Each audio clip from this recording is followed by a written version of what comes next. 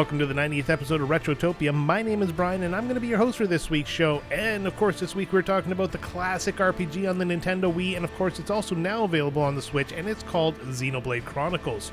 Of course, this week I'm also joined by a special guest, the anime field guide host for all things anime, SuperDave. And he is the one who convinced me to play this game and give it a proper go, even though I have dabbled in it a little bit over the history of the game.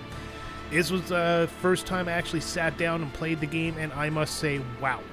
But I'll get into that about 20 minutes down the road if that's what you're here for, if you just want to listen to the episode. But if you want to stick around and have a little fun with us, we do try to have a little fun in the intro. But before we get to that fun, I have to sit here and give the boilerplate stuff. So, if you could give this show a 5-star rating or any rating at all and leave a comment on wherever you get your podcast, that'd be really helpful. And it's actually something I always I love seeing. It makes me happy. That would be wonderful. And of course, if you want to join our social medias, which includes Twitter, Blue Sky, Instagram, YouTube, and our Discord, you can do so at linktree/Retrotopia. That's linktr.ee/Retrotopia. And of course, if you go to retrotopia.dashery.com or use the link in the description of this podcast, you can find our merch store where you can get t-shirts, hoodies, mugs, stickers, and so much more. We have a bunch of designs now and constantly coming up with new ideas, so keep checking back. Maybe you'll find something that tickles your fancy. Of course, if you want to support us in a different way, you can join our Patreon, which is free to join, where you get 2 more shows, Quick Play, which is a single host review of a game that we really couldn't make a full episode out of, or that a member of our hero tier selected as is one of their perks. And Retro Bites, which you do get on the free feed, but you'll get this 15 days early, and we add an extra topic at the end. You'll also be able to suggest topics for polls, which we run approximately every quarter. You get to vote on said polls, you get to comment on the game of the week, and on the 9-bit banter box, because it's culturally elegant.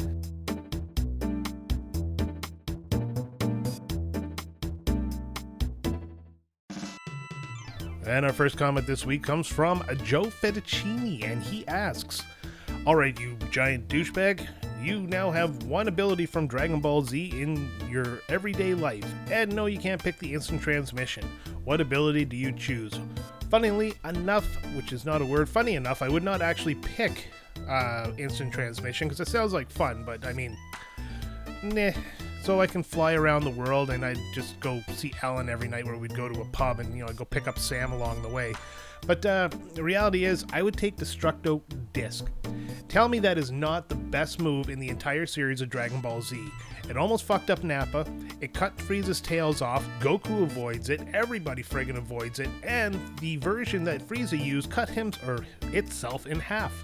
So, Destructo Disc is my number one choice, and with a close backup of Solar Flare. Get pulled over by the cops, Solar Flare! Boom! Cop can't see you, take off.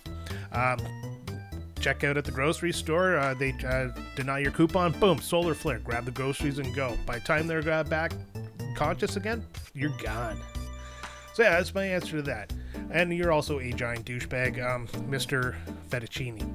And moving on to Game Genius, he says, "Good day, sir. I hope you're having a fantastical vacay. My family and I are on one right now." That is correct, I am on vacation as this goes live. Scenario: I'd like to play a game. You are stuck in an outlast situation. Which would you rather be? The journalist who continually is being stalked, beaten, tortured, and dismembered, trying to find his way out of the Psycho Maze Hospital of Horrors? Or would you like to be one of the main psychos torturing the menace and inmates and stalk the journalist? Either way, you're going to be destroyed mentally and physically by the end. Live or die. Make the choice. Well, that was creepy, but I'd like to be the psycho. Let me get into this why. First off, you're not aware of your actions, so you don't really get destroyed mentally and physically because you are destroyed, unless, of course, the protagonist beats the crap out of me, which I really hope he does. Secondly, I would also like to bring mental health awareness to the psychotics of this game and start the conversation here and maybe get them the help they need, Sometimes it helps to talk, so let's go with the psycho. That and, torturing and menacing sounds a little more exciting than being tortured and menaced. This is how, herd mentality works. So yeah, that's my answer. It's going to be very simple this week, but that's the one I'm going with. Thanks for the question. Moving on to Radmac, and This one took me a while to think about because I had to read it a couple of times and I kept giggling at the word titties. Hopefully I can make it through without giggling, but we'll give it a shot. So Radmax says, hey Brian, I just wanted to say that I love your Canadian accent. I'm born and raised in Northern Ontario, and your podcast always sounds like my buddies back home are telling me about games we played as kids. It's also fitting that this comment is on a Xenoblade episode. If your social group is anything like mine was, you love anime titties. Fuck. Okay, you love anime titties. Fucking love that word. Anyways, titties. There, I did it. Alright, I am therefore humbly requesting new podcast merch in the form of your face photoshopped onto a hentai body pillow of your choice, as is tradition around these parts. You're not a real Canadian if you don't. If Alan and Sam hear or read this, and Brian denies it, don't believe him. He's just too ashamed of his roots. Bearded anime titties or bust. Fucking titties. Okay, first off, Ontario boy, love it. Absolutely.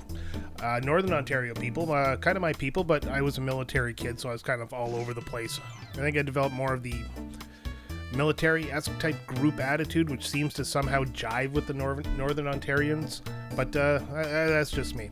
I do love the anime ladies. That is correct. Not something I publicly announce all the time. I'm definitely not the guy who walks around in the anime t-shirts, nor do I have my car painted with anime women, and my body pillow is all manly, and it is not at all anime titties. Fucking word.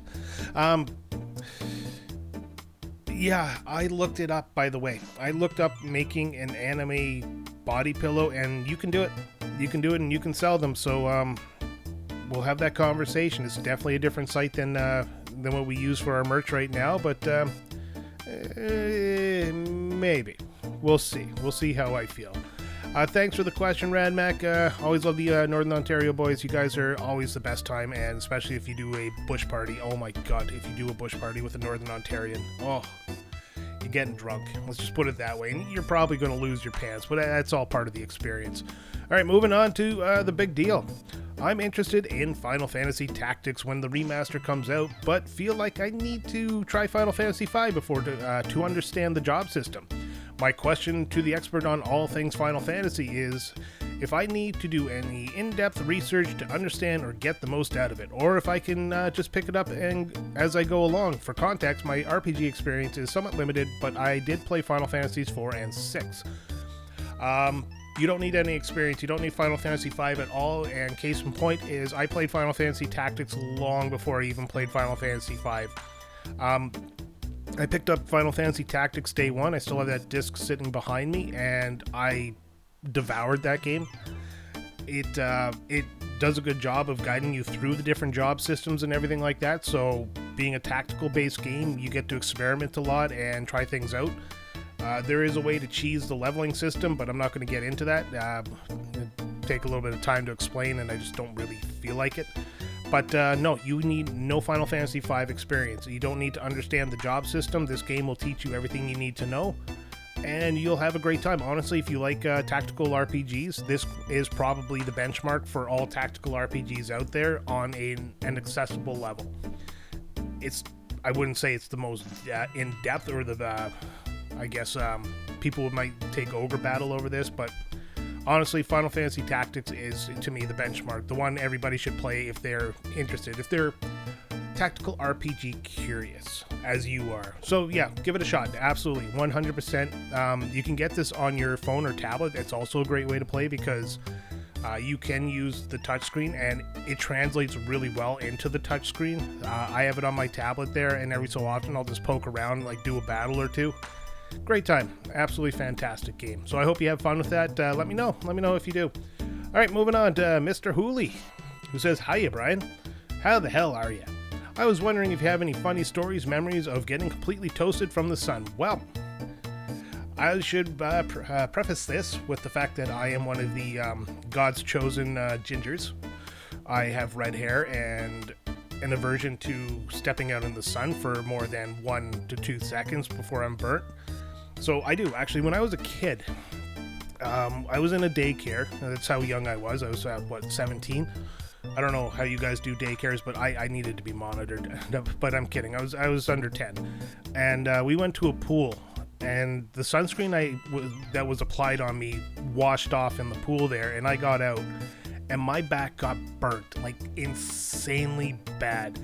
It was so bad, it was blistering. That's how burnt it was. And I couldn't lay on my back, couldn't sit down without leaning forward. It was insane. Ever since then, I've always made sure to have a good amount of sunscreen on, and it's to the point where I'll actually look for like a SPF 100 sunscreen just so I don't have to apply it as much, because SPF 50 will last me about 2 to 3 hours before I have to reapply it.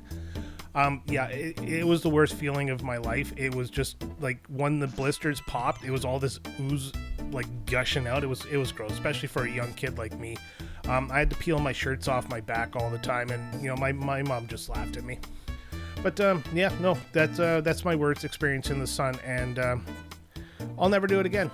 I'll put it that way. Me and the sun, we're not friends, even though I love warm weather. And thanks, Mr. Hooley, but we're going to wrap it up with Blue Yoshi 94, who says, I listen to this show in my spare time when doing stuff like Lego. So my question is, what do you listen to in your spare time, editing, working, or gaming? My spare time, my spare time is going to be editing, working, and gaming. Editing, I listen to the podcast I'm editing to, just obviously I have to focus on that.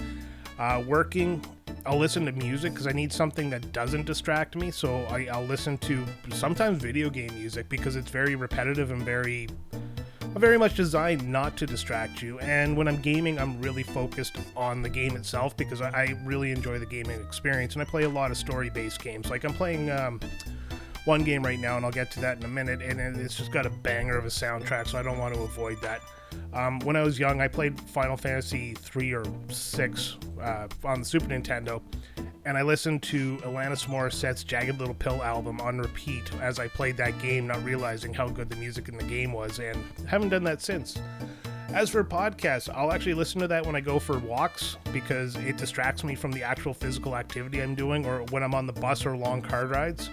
Podcasts are a great way to, break your brain out of that oh my god, it's only been like 30 minutes thing, because you're listening to a podcast and the next thing you know, an hour has gone by. That's my favorite time to do it. When I do long trips, like I have one coming up in August here, I'm going to pop on all the podcasts for literally like 2 weeks, and I'll listen to them back to back to back as I drive, and the drive feels like it's nothing. It just goes by so fast when I do that. So yeah, that's how I do that. But other than that, if I'm sitting outside or if I'm like doing something that doesn't require a lot of brain power, I'll pop on a podcast. That's normally how I do it. But that's it. That's all the questions. Thank you everybody for writing in. As always, I love doing these. And it means a lot that we get this kind of support. So moving on. What have I been playing? Well, that's a simple enough question. Not a lot, but a lot at the same time. Currently have family visiting while I'm recording this, so I'm spending more time with them than I am in front of the console. But I am hacking away at The Force Unleashed as I speak about this. This episode will come out after The Force Unleashed, so hopefully I'll have it finished by then. I am chopping away at it bit by bit, and I'll leave my thoughts on that until we get to it. I played through Final Fantasy VI. I used the boost because I just wanted to get a refresher of the story, but oh my god, I started that and like not even an hour into it, I was hooked. I was playing like 5-6 hour sessions just to pound through it, and with the boost, oh god, you just become way overpowered. Like everybody maxed out all their espers. It was just not fun anymore, but at the same time, I did get the story done. Now that I've finished Final Fantasy VI, I have started finally the Lunar the Silver Star story complete, remade, remastered, re-whatevered. And that's the game I was talking about with the banger of a soundtrack. It just, the music in that game is so good. And I got to go back. I got to listen to the album from the Sega CD, because if it's that quality from Sega CD, then this might be one of my all-time favorite games. Because it's so well done. And this remaster it feels, I don't know, it feels, how do I put this? Some of the voice actors have changed, I think. And I'm pretty sure if you listen to the Retro Hangover, Chris Copeland had a interview with somebody who worked on the game, or was working on the game, I believe. And I would have to look up where that episode was. And I believe they said, yeah, some of the voice actors have changed and you can hear it, but it almost feels modernized rather than different. So yeah, it's definitely a good game. If you're into turn-based RPGs and you haven't played Lunar 1 or 2, you're really missing out, and this is something you should really pick up. And finally, I picked up Far Cry 3, started that over again because I love me some Far Cry and this open world first-person shooter that Far Cry does. They do it so well all the time. So yeah, I started Far Cry 3 again. But that's everything. That's everything I've been playing. That's everything I've had time to play. So let's move on. Before we go any further, we always like to give Alan the floor so we can enjoy that sweet British voice and what we like to call the gentleman's interlude.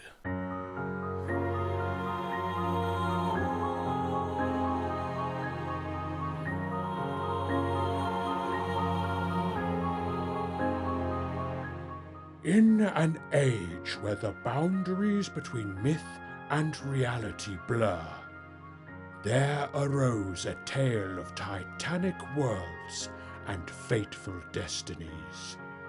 Xenoblade Chronicles, a masterpiece of sweeping epic fantasy that beckoned players into a realm vast beyond imagination.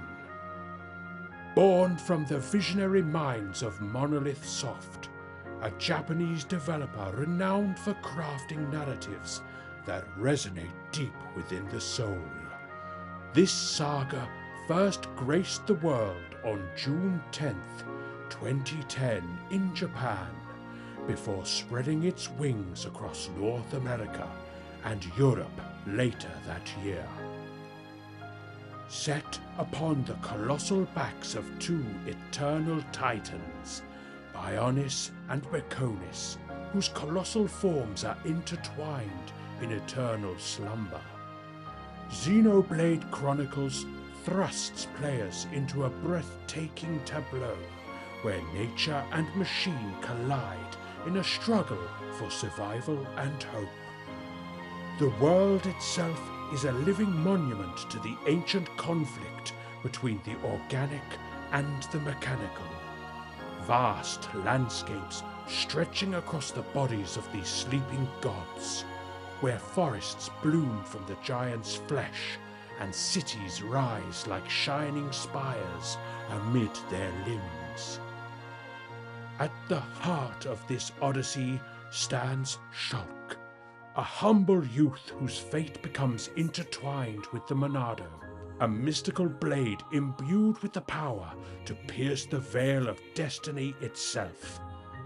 Guided by prophecy and forged in the fires of war, Shulk and his companions embark on a quest of revenge, discovery, and salvation. Battling against the relentless Mechon, cold, mechanical foes threatening to annihilate the living. Their journey unfolds with poetic grandeur across sweeping plains, treacherous mountains, and deep ancient ruins, each locale teeming with secrets, legends, and dangers that test the very fabric of their courage. Monolith Soft's masterful fusion of deep narrative, innovative gameplay, and breathtaking vistas revolutionized the RPG genre.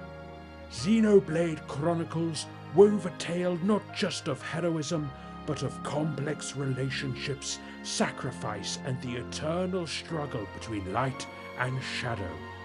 Its immersive combat system, where timing and strategy dance in harmony, allowed players to command the tides of battle with exhilarating precision.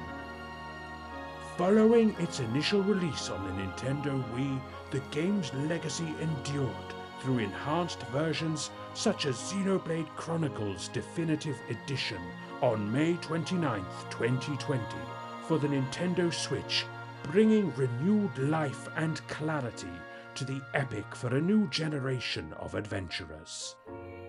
Thus, Xenoblade Chronicles stands as a monumental saga, a timeless epic where destiny is forged on the anvil of conflict, and the echoes of gods and heroes resound forever across the world's vast, living canvas.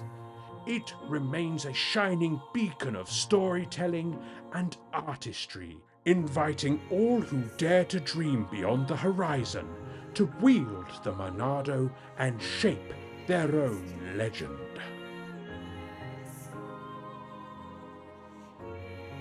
Well, thank you, Alan. As always, love the Gentleman's Interlude. Puts a lot of work into that, and if I could kiss him, I would. But I'm not going to go further into that.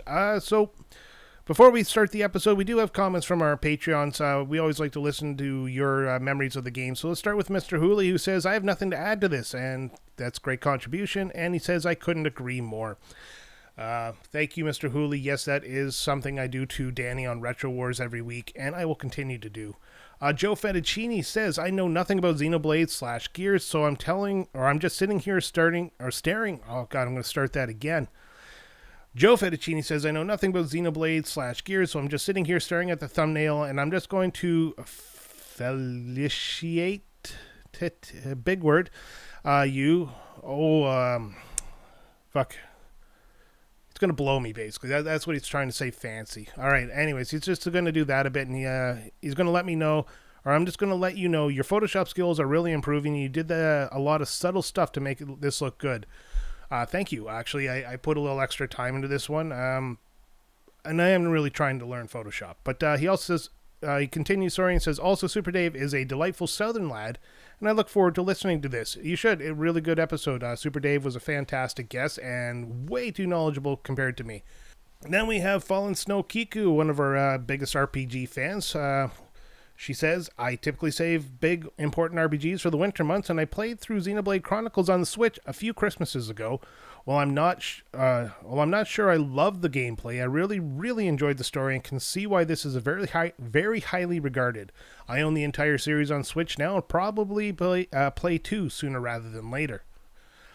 Chris Coplan for the Retro Hangover podcast with the comment that made me look something up. It says, I remember this when I'm going to start that again because, God, I'm not even going to cut this out. I'm bumbling right now. Chris Coplan for the Retro Hangover podcast says, I remember when this came out due to Operation Rainfall. This is not only my favorite Wii game, but my favorite JRPG ever made. It's a game that felt more epic than it had any right to be when it came out in 2012, especially on the system it came out on. The presentation simply is top-notch, and the gameplay just hums. Something I find better with the Wiimote plus Nunchuck combo. This is a must-play game, a true classic all the way through. Well, he said something there that I have to bring back an old segment, so once again, this is Retrotopia's... I don't know. I looked it up on the Wikipedia. So according to Wikipedia, Operation Rainfall, commonly known as Op Rainfall, was a video game-oriented fan campaign founded to promote the release of games not available in North America. Initially aimed at promoting the North American release of 3 games on the aging Wii home video game console, only released in Japan and Europe, it later transitioned into a community blog dedicated to niche Japanese games and further campaigns aimed at the localization of Japan-exclusive games. From inception, its stated intention was to show publisher Nintendo the demand for the 3 chosen games. Beginning in 2011, it was designed as a push for the release of Xenoblade Chronicles: The Last Story and Pandora's Tower, 3 games released later in the lifespan of the Wii. The campaign was acknowledged by Nintendo, and though they initially announced that they had no plans, all 3 games were eventually released in North America, the former by Nintendo itself and the latter by Xseed Games. Reception of the campaign has been favorable overall, and its perceived success when compared to similar earlier campaigns was also noted. So that's it. That is what Operation Rainfall is. I had to look it up. That is fantastic. I always love when there's a story about the gamers getting together to get what they want and bullying the big guy into giving it to them. So with that, let's start with a little bit of music right here, and we are going to be talking about Xenoblade Chronicles, first released in June 2010. It is an action role-playing single-player game developed by Monolith Soft, published by Nintendo, for the Nintendo Wii, also available on the 3DS, and currently available on the Nintendo Switch. Thank you for listening. We hope you enjoyed the show.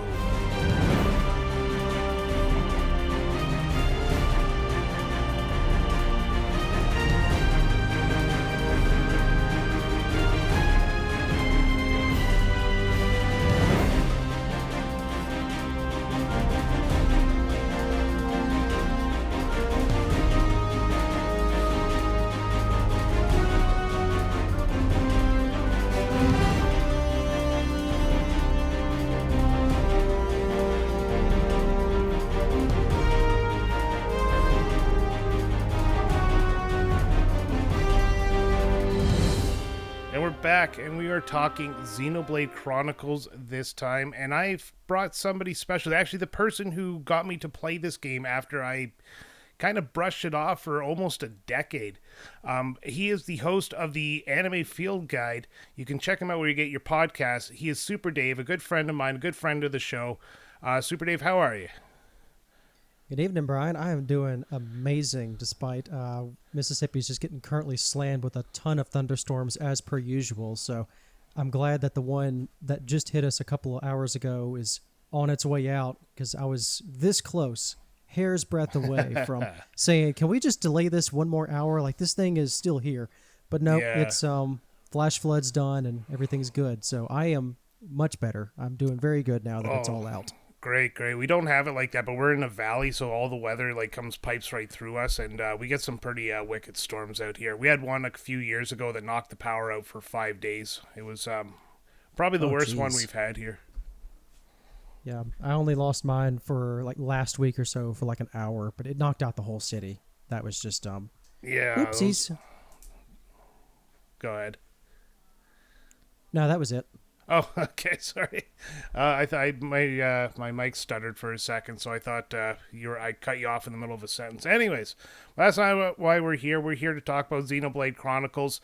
I'm going to start out with a little bit about my history with the game here, because honestly, I need to get this out. It's been building in me for last week, but I bought this game on the Wii, then I bought it on the 3DS, and I wasn't finally able to get into it until I bought the definitive edition on the Switch. And I have no idea why this game did not click with me, because it is right up my alley of RPGs. And you kept talking about it, everybody kept talking about it. I love Xenogears, so I love the people who made this game, and it wasn't until I played it on the Switch that it finally clicked. The 3DS version I found annoying. The Wii version, I guess, when I went back to it, I don't like that extension controller you have to use for this game. So I finally picked up and played this game, and very rarely do I get addicted to a game where that's all I want to do is play it, but this game was one of them. So thank you very much for finally forcing me into this game. I'm going to get Xenoblade Chronicles 2 and 3 and carry on the series. What was your history with the game? I go a little bit further back. You at least have the Xenogears and Saga experience. I knew nothing about those games before, or I'd maybe heard it mentioned once or twice, but I was in college. I heard about this little thing called Operation Rainfall, and I believe it was Pandora's Tower, the Last Story, Pandora's Tower, and Xenoblade Chronicles was the big one. So I had heard of it, and then about a year later, it was 2012, had a buddy who actually had a copy of the game on the Wii, and looked kind of fun at the time, and he wouldn't let me borrow it or anything, and GameStop was also doing some funny things with the supply line and the price. If any of y'all listening want to go check out Operation Rainfall and all that, it's on the internet. I'm not going to harp about it here. It was a really cool movement. But I finally got my chance to play it when it came out on the 3DS. So it was a new 3DS exclusive. You have to say new like that because Nintendo just couldn't name consoles for crap. Yeah. But it was I really wanted to play the game. In the 2 years since I'd seen it being played on the Wii, I was like, this looks like a game I really would like to get into. I was so I finally got it on the new 3DS, and it ate up my entire summer in 2014. I just could not put it down. And like you said, the 3D version, as much as annoying as it is for as cramped of a screen as it is, despite that, I was just so determined to play it. It was the only way to play it, basically, at the time. And then a few years later, 2016-ish, they put it on the Wii U Virtual Console. So this one had gamepad support. And so I was able to actually play it on intended console hardware with actually good graphics. Compared to the 3DS, it looked HD at the time. Just the most cutting-edge thing inimaginable. And then, of course, I got the game, got the collector's edition actually when it dropped back in 2020 on the Switch. So I was able to get my mitts on it there. All right. So you've just basically been a lifelong fan, but you've never, like you said, you never played Xenosaga and Xenogears, so you kind of went into this completely blind. And does this actually make you want to go back and play those earlier games? All written by the same guy. Yes. Had his name written here. Tetsuya Takahashi. Yep, that's him. So at the time, like when I first started Xenoblade, I'd heard of Gears, and so I actually bought Xenogears sometime. I had it on my PlayStation Portable, like my launch PlayStation Portable. I got it on there. I tried it a couple of times, and just the screen's very cramped. So I have not finished Xenogears since the decade plus that I've bought it. But I really like the opening 20 hours or so. I just get to a point and just kind of go, I just kind of drop it. There's nothing that I can point to that say I don't like this aspect or whatever. It's just one of those games that is perpetually in the backlog. For Xenosaga, I started learning more about it after really Xenoblade 2 in 2017 because there was a big to-do about two guest characters, Cosmos and Telos, are in Xenoblade 2 as unlockable characters. It's a whole system in there that would it's complicated. But they were unlockable characters. It was one of those of, oh my god, Bandai Namco is playing nice with Nintendo, letting them have these characters. So I've essentially been waiting for a remake or a re-release of Xenosaga, because I know the first two games are generally okay price-wise, but I've known even back then, the third game was just way too expensive. Yeah. And so I was either going to watch a long Let's Play, which okay, let me just sit down and watch, 50 hours of a cutscene or something? So many hours. Across those three games. So that wasn't really appealing. So I'm still waiting for some kind of release or remake or remaster of Xenosaga. And not to go too far into the series, but after Xenoblade 3 and the DLC for Xenoblade 3, they better release a Xenosaga somehow post-haste, because Takahashi's at the point 10 years later after this of it's just Xenosaga again. Yeah, well, when you strike gold, why change, right? Yeah. I looked this up a little bit earlier, but the hero of Xenogears, Fei Fong Wong, apparently he resembles a character really close in the expansion pass for Xenoblades 2, Chronicles 2 there. So I think they added another little homage to his original work, because originally Square rushed him out the door, so he never got to really finish Xenogears as he wanted. Right. And then after that, they kind of split off and created Monolith Soft, and that's where they took off. Xenosaga, I've only ever played the first one, about maybe 20 hours into it, because it is very cutscene heavy, and I will start this off right now, and I will say that this game at one point becomes, I think I timed it, I think it was about an hour and 10 minutes of cutscenes for about maybe 20 minutes of gameplay. And that's getting really close to the end there, so they're really kind of tying the story together. So it was at that point where I was ready for cutscenes, but I like how he's finally figured it out, not to put a cutscene after a cutscene after a cutscene after a cutscene, but it is still a game where you run from cutscene to cutscene, basically. Yeah, very, very much a Takahashi JRPG. But yeah, the furthest I got through watching those Let's Plays, I did get through a fair bit of Xenosaga. And so the guy even was would string together some moments of gameplay, but he was basically there to go this is why Xenosaga is cool. And I'm going, yeah, I've seen you sit here for 3 hours, you watching the screen, me watching you watching the screen. So very, very riveting. So I get it, and I'm glad that Xenoblade Chronicles is not too heavy on the cutscenes at the front. Yeah, you want to play the story. You don't want to sit there and watch it. If we wanted to watch it, we'd buy Xenosaga the anime. And it really takes you out of the moment when you're putting the controller down, because you're in for a long haul there, and you can't pause it and take bathroom breaks. So, don't drink water while you play Xenosaga. But how do you want to kick this puppy off? Let's start with the story. Let's start with the first prologue and the early events of the story. I have a little checklist here, so feel free to correct me or add anything as I go through my bullet points here. But the story starts. The first cutscene starts with two gigantic monsters fighting each other, and then they end up, one stabs the other, and then they kind of just end up locking in that position, and that creates our worlds. So the whole story starts a year prior to the events of where you meet the main character Shulk, and that's where these three people, Dunbar, Dixon, and Mumkar, they battle the Mechon. The Mechon being the enemies from Mechonis, which is one of the two giant monsters that battled each other. You're on the Bionis, so I'll let you explain that in a minute, the difference between them. But going on, Mumkar, he deserts Dunbar and Dixon during the battle. And then Dunbar, keep calling him Dunbar. Dunbar's Dunban. Dunban. Sorry, I even have it written here as Dunban. Yeah, you're fine. All right. Anyways, Dunban arm is paralyzed because he's not the chosen one for the Monado, and the Monado puts a lot of stress on him. So the battle's won, and the story shifts to the present where you meet your protagonist, Shulk, who actually turned out to be one of my favorite protagonists in video games. And he is somebody who studies a Monado in Colony 9, and it's where Dunban and his eventual love interest in the story, Fiora, live, his best friend from being young.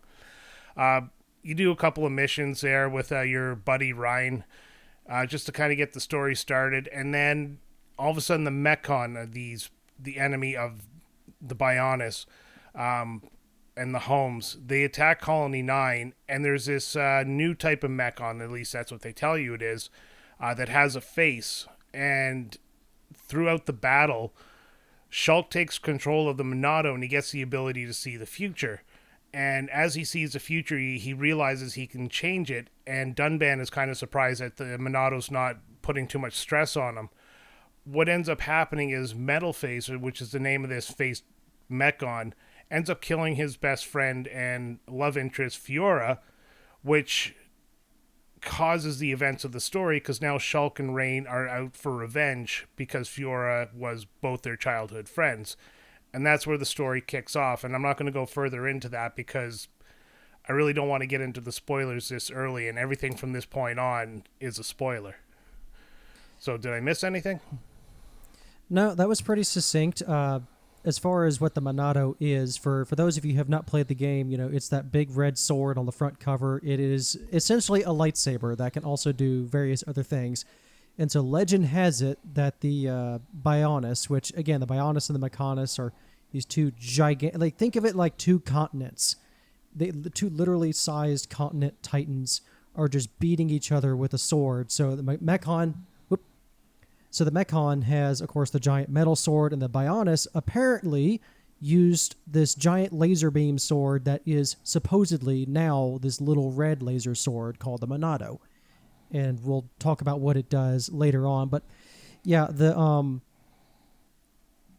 everything else after this, like, it's a very story-heavy driven game. So, I mean, obviously it's a big involved JRPG.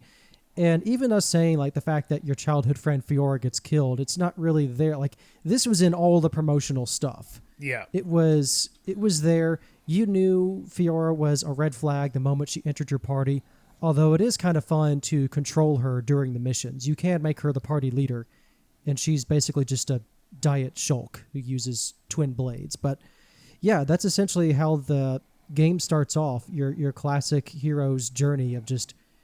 Anytime you start in a small village that is too idyllic, something's going to happen. That village is going to get attacked, and now it's time to jump on the giant robot. Sorry, that's Gears. Now it's time to get the shiny sword and get revenge. Yeah, I mean, if the story works, right, I'm pretty sure we can nail off 1,000 RPGs that all start with the small village. Looking at you, Breath of Fire. Oh, yeah. Yeah, but no, you're absolutely right. Like, Fiora dying happens so early in the story that it doesn't really become something that becomes. Well, see, it's the entire driving motivation at the start, and so by the time you get to the point of, what's interesting is, of course, like, this starts off as your typical, well, I guess like a atypical revenge plot, and as Shulk and Ryan go into the world and meet more people and gather allies and learn more about the wider situation, by the time you have the driving motivation, Fiora's death is still very much close to Shulk and Ryan's central motivation. Revenge is in so much of the story that by the time you're ready to expand the scope and get into your usual, typical JRPG thing of world-spanning conflict and the fate of the such and so, and all of your grander trappings. That's still at the heart of it, but it's not the sole driving motivation. But that is like pretty much for the first half of the game. It's we're just here to get revenge for Fiora, and that will coattail you straight into the grander part of the story later on. And this is it's a good chance to segue into those characters you're going to meet, because throughout the game you meet people who also want revenge against the Mechon, because there's not just Colony 9, there's Colony 6, and then there's the High Entia. I don't remember what the name of their place was. So you got like Alchemoth or something. Yeah, and actually, then it is Alchemoth. Yeah. Alchemoth, yes, thank you. And then there is those stupid little Nopons. No pun intended. Nopons, who are just the annoying characters, but I'm going to get into that. So starting with you actually wrote down the voice actors for this, and I never even thought of looking into that, which is absolutely fantastic. But starting with Shulk, he's, like we said, he's the protagonist, the hero, and who the story is centered around. The Monado, this sword that can only be chosen, or that chooses its wielder, chooses Shulk to be its quote-unquote master, and that becomes the central driving point. This Monado is the thing that can kill the Mechon. Nothing else can hurt the Mechon except for this sword, and Shulk gives the ability to his party to actually hurt the Mechon through the sword. So goes the legend of the story. You have him down as a voice actor as Adam Howden. Do you want to explain a little bit of Adam's voice acting history? I didn't really write down much of his history. I just wrote down things that they were recently in. So Adam Howden, he was basically, if you're thinking about the voice cast for Xenoblade Chronicles, this is as part of, to talk about a little bit about Operation Rainfall. This was originally picked up by Nintendo of Europe. And Nintendo of America wasn't going to release this game, or there was a whole movement for it. So in the meantime, it was Nintendo of Europe who actually took it upon themselves to dub this game. And because of their dub work on this game, it actually blossomed into Xenoblade Chronicles. The English localization is now just this premier British thing. So the voice cast for Xenoblade Chronicles, and then pretty much the rest of the franchise, is like this who's who of television, film, stage actors. So yes, there are going to be a couple of video game voices, and there's going to be a lot of Final Fantasy XIV folks, because again, also a British cast. But Adam Howden really solidified himself in the voice acting scene as Shulk. You wouldn't guess it if you've only played as Shulk in Smash Brothers, and rightly so, because he's just given the most basic lines. But he really puts his voice on the line for Shulk. There are just some... Shulk is a very passionate character, but he's also a very rational character. And Adam is able to play both of those lines equally. When Shulk loses his mind, you could just feel the emotion. And so if you want to hear, woof. He was very emotional through the entire, his voice acting is what creates if it was just text, there's absolutely no way I would have felt as what I do about Shulk, because the voice acting was spot on for this character to portray that emotion, the betrayal, everything he felt, I felt just some raw voice. So really, you can also well hear done. Adam as, it's again, just one or two credits. You can hear him as Roger Ward from Metaphor Refantasio, also one of the best JRPGs of last year.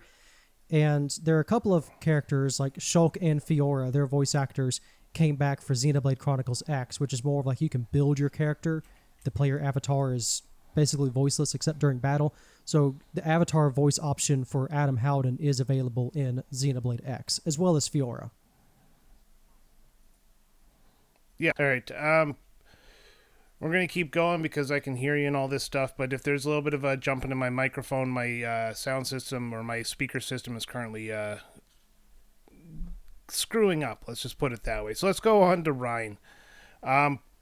Ryan, he was a character I didn't like at first, but he grew on me because he was that character that the game needed to push Shulk forward when he was knocked down. He's Shulk's best friend. He motivates the team, but he's also portrayed as a clumsy oaf. And when they do clumsy oafs in video games or movies or animes or something like that, it's always the guy that steps on the landmine and basically causes the problem. Always, so yeah. That's how he was at the beginning of the game, but by the end of it, he was, again, one of the most endearing characters. And I really like his, I guess his growth throughout the game is how I would describe it. Because he became just kind of, like I said, the goofy character to this person that was protecting people, and he was basically the heart of the group to keep them motivated. Yeah, because in the middle of all of this, when all like the more fantastical stuff happening, you'll have characters that will talk about kind of like to become the mom, the dad of the group, and Ryan was always like, he was always to me like the everyman. He's just the guy tagging along, going, "Oh, what's all this then? Oh, this is really neat, huh?" Like he doesn't really.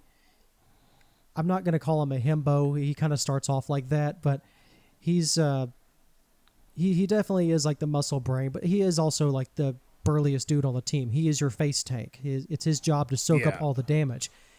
But when the chips are down, he is truly Shulk's ride or die. You know, no matter what, he's the first one to believe Shulk and his visions, and he is always in Shulk's corner no matter what. But he's also unafraid to really dress Shulk down when he's getting too much in his own head. You know, you're overthinking it. Let's focus up and do what you need to do. You don't, just stand around thinking about it. Let's go. So he is a surprising voice of reason as well, because one of Shulk's main character flaws is he tends to get in his own head, or he doesn't tend to share sometimes. So Ryan's always there to be like, "What's wrong? Tell us. We're here for you. You can trust me. You can trust us. We'll take care of whatever it is that you can't do. Don't try to do everything by yourself." That's what Ryan brings to the table. And he does it like a best friend does it. He doesn't sugarcoat it with, "Oh, well, I hope your feelings are fine." It's not like, "Hey, smarten the fuck up. You have to tell us what's going on. Otherwise, we can't help you." Yep. And that's what makes him such a kind of endearing character later on, because it really becomes that right before the third act, that lull that happens where everybody gets sad because everything's going wrong. Yeah. And, he just pulls people out of it. He was voiced by Jay Taylor. I'm going to, again, hand the microphone over to you because I am not good with voice actors. Now, I haven't heard much of Jay Taylor before, but I would like to check him out, some of his other works, or see what TV shows he may have been in. But he's done Yaksha King from Black Myth Wukong. I don't know how big of a character that is, but he's also a guy like Fist Ivaris from Baldur's Gate 3. Looks like a monk type dude. I would like to really play Baldur's Gate 3 at some point. So if I ever run into Fist Ivaris, I'm definitely going to listen for the voice. But again, everybody in here is a big TV, film, stage actor, so I didn't want to bog down with a bunch of British TV that I know nothing about. We got a couple of British listeners out there. They'll know exactly who you're talking about. I assume Alan's sitting here going like, "Oh, I know that guy. Oh, I know that guy. All right, cheerio. All right, cheerio. Pip, pip. Tea time." All right. Anyways, our next character is the love interest. We talked about her already. She dies, but her name is Fiora. She's introduced very early on in the game. You control her for a little bit there to quote-unquote deliver soup to Shulk, and then from that point on, she's just kind of like Dave said here, just a floater in the party. She is presented as the love interest. Like, you can tell there's like some sexual tension going on there. Like, he wants to, she wants to, but they just can't build up the motivation. Not much to talk about with her because she was killed by Metalface pretty early in the game. But yeah, you do get to do a couple of fights with her, especially during that Metalface fight. Yeah, I think she's not. Yeah, I think the game does a decent job. It gives you enough time with her to make it like she is indeed a very endearing character. But again, it is one of those of the whole time there's just this sense of dread as playing as her. And even in New Game Plus, where everybody is, when you go to New Game Plus, you can go in at basically like level 99. So like Shulk and Ryan are just one swing, everything's dead, and even Fiora kind of, but even at that, gameplay aside, it's like, oh yeah, you're still just going to get bopped. But it is, she's the Aerith of the crew, so there's no coming back from that one. And it is indeed like I know we're kind of like just saying like, yeah, she dies, but it really is a big moment. Like they really do play it up for all that it's worth. Because it's also the fact that Shulk is in a vision, but they're getting their butts kicked by Metalface. So Shulk can't move. He's laying paralyzed on the ground. and he's seeing the vision and can do nothing about it. And just complete drama. It's the way they present her before she dies as well, because she is this very humble, very soft-spoken girl. She has a moment where her and Shulk go up to the top of that lookout, and they connect. And if you didn't know she was going to die, which I honestly didn't know at first, which I guess I'm ruining it for those who want to start the game. But anyways, it's in all the promotional material. Yeah, they really build it up as this character that's going to be with you through the entire story, just to develop this love story. They found a way to work it, and we'll get into that in the spoiler section. But for now, she was voiced by Karina Reeves. Mm-hmm.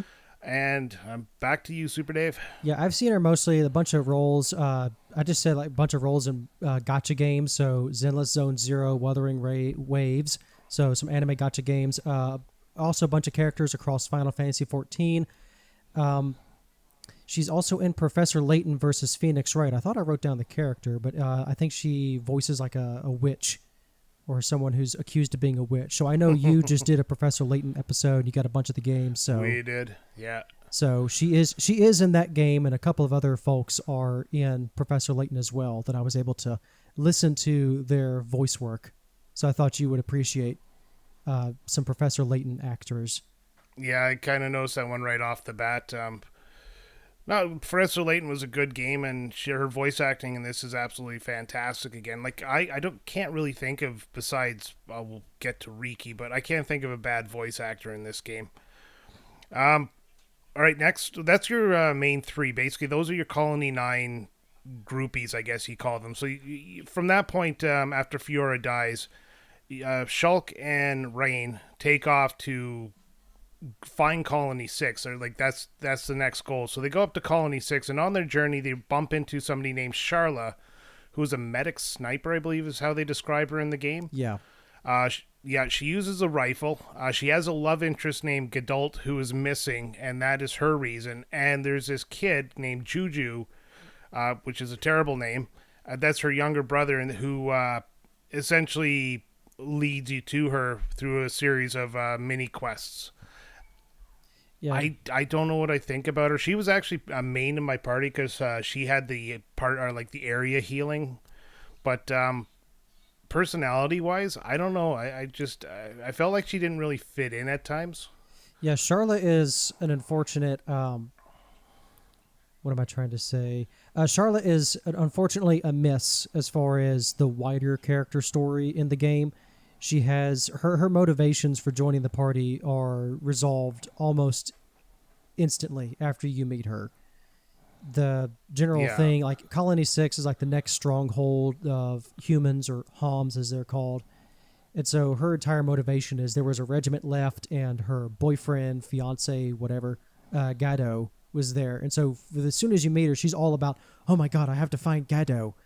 And that is resolved, again, pretty quickly. And even as soon as you meet her, it's kind of like the game starts going, oh, well, she is... like, she immediately looks at Ryan and goes, oh, you remind me of Gado. And I'm sitting here going, too soon, lady. Too soon. Yeah, really, like, let the body get cold. Yeah, so... But as far as what she does in the party, I mean, the dedicated healer, sure...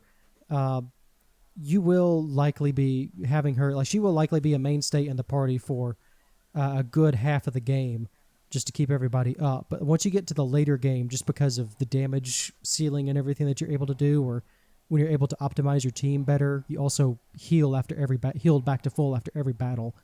So she, as far as contributing to the team, she falls off pretty hard late game, or you can still keep her around if you need the extra for like the extended fights. But when you get later in the game, a lot of the fights can end pretty quickly, so any kind of healing that you need can sometimes just be picked up by Shulk or Riki or anyone else that has healing arts. But for longer engagement, she's still fine. Yeah, I've refused to use Riki, so... well, there you go. Voice actress is Kelly Bright. Not a lot to talk about her. We're just going to gloss over the voice actors from this point on because I don't want to like spend the whole time. The three main ones were the ones I wanted to focus on. Right. The next character, the mentor, that you meet him early on. He was actually part of the prologue of the entire game. Yeah, it is Dunban. He is the original wielder of the Monado. His arm gets right buggered from using the Monado, which proves that he is not the Monado's chosen wielder. He ends up using a katana style sword, but he's like the Sasuke of the party. He only has one usable arm and uses a sword. And he's also kind of the mentor of the group. He's the wisdom, the guy who's, been there, done that, and he guides Shulk and the team forward, and he keeps them calm and level-headed when they get kind of a little out of sorts. I used him for a bit in my party, but I liked him as a character. He was there when he was needed, and he was quiet when he had to be quiet. So they played the role of the mentor really well. Yeah, he's both the dad and sometimes the tactician or the general of the group. So Dunban is a consistent source of support and leadership through the group, but he never tries to upstage Shulk. Shulk as the wielder of the Monado, I kind of look at it. I know Xenoblade Chronicles is pulling from a number of things, but I always view the Monado as almost like a One Ring scenario. It's like Frodo Baggins is the guy who's making all the decisions for the Fellowship. So he kind of Dunban to me is like the Aragorn of the team, if you want that kind of comparison, nerd comparison there. And nerds around the world are just went, oh yeah. But I hope they forgot did. to mention. I hope the analogy worked. Oh, it worked for me. But I forgot to mention Dunban is also the brother of Fiona, and he is also he leaves the party right away after Fiona's death, but he joins you just after you get to Colony 6. I can't exactly remember. Yeah, it's right after Colony 6. He's been in after that Battle of Sword Valley, he's spent the entire year recovering. And so it's just your right arm is toast. Literally toasted. Hence my Sasuke reference. Yeah. But his voice actor is Rufus Jones, Sir Sloan and Bravely Default 2, The Flying Scotsman. I'm not sure what that one is. That's one of the trains from Thomas the Tank Engine and Friends. Oh, there it is. I see. Yeah. I found he's been voice actor for a while, but I was sitting there going, oh wow, he was this train from Thomas the Tank Engine back in 1984. And so I actually had a clip to play with it. So it is very much like a much younger Dunban. It's great. It's great. I just wanted to throw that in there. So yes, we have Thomas the Tank Engine representation from the British cast. I'm awesome. He's awesome. There you go. All right, moving on to Melia. This is our second last one. Melia is a High-Entia future queen / ruler. You first meet her, and very shortly after you meet her, you have to save her from a ritual that determines her worth as the ruler of, what'd you call it? I can't remember the name of the place. The High-Entia, they live in a floating city called Alchemoth. They're essentially like the elves. Yes. They're like the elves or elf adjacent, if you want to call them that, except instead of long ears, these are bird people. They have wings on their heads, which is bird person likes that. Yep. Which I found very interesting. I thought it was a headdress at first, but then I did too. But then it's like, oh, that's actually growing out of their head. And even in a later DLC, like the Future Connected part of Definitive, you actually finally get to see one of them fly. I was like, okay, so they are functional. Yes, they can fly. Yeah, it just kind of seemed a little, what's the point of these wings there? They just look like a bad hairstyle. But the High-Entia also, I like your elf analogy, because they really do look down on the Homs, who are the representatives of the humans, I guess, in this game. Homs, humans. Yeah, pretty much. But when you first arrive, you're not met with, kindness. And Melia, because you helped her out, is the one who kind of gets you in tight with the High-Entia. But after you save her, she becomes the ruler. What do you call that? Well, she becomes like the crown. She becomes the crown princess. So she is definitely succeeding the throne, or is in line to succeed the throne after the events of this game are done. That's what I was thinking of. Yeah, he's the Prince Harry, or she's the Prince Harry right now. She's next in line while her dad rules. Okay. All right, she is voiced by Jenna Coleman, who some of you might love. It was Doctor Who companion for the Matt Smith's Doctor. Yep. I'm not a big Doctor Who fan, so I know of Matt Smith as Doctor Who, but I don't know who she would have played. Yeah, every Doctor Who gets a female sidekick, so that was who she was. I actually didn't recognize her back then, but as soon as I saw it, I again saw another image. It's like, oh my god, that is her.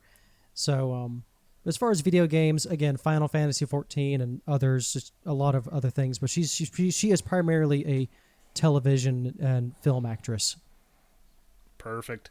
The final character we're going to talk about is the douchebag, the Mallow, if you'll so to speak, the choo-choo of the game. He is Riki, and he is the annoying puppet-like animal character.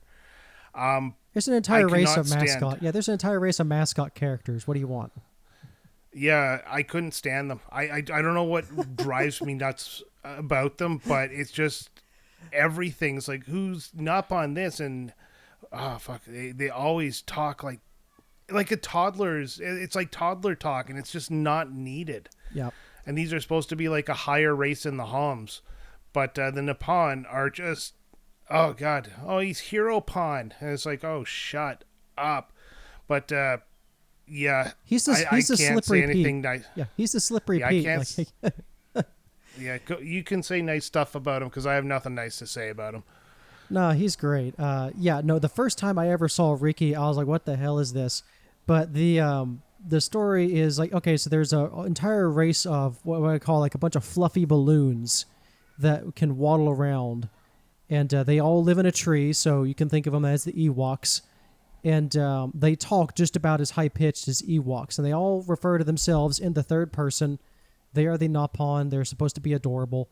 And Riki is like a British squeaky voice. He is that year's chosen hero pawn. But then you realize like he's in the town and he was assigned as the hero pawn because he's got a lot of debts to the village because his kids are just eating all this food, and so he's got a lot of debts to pay to the village.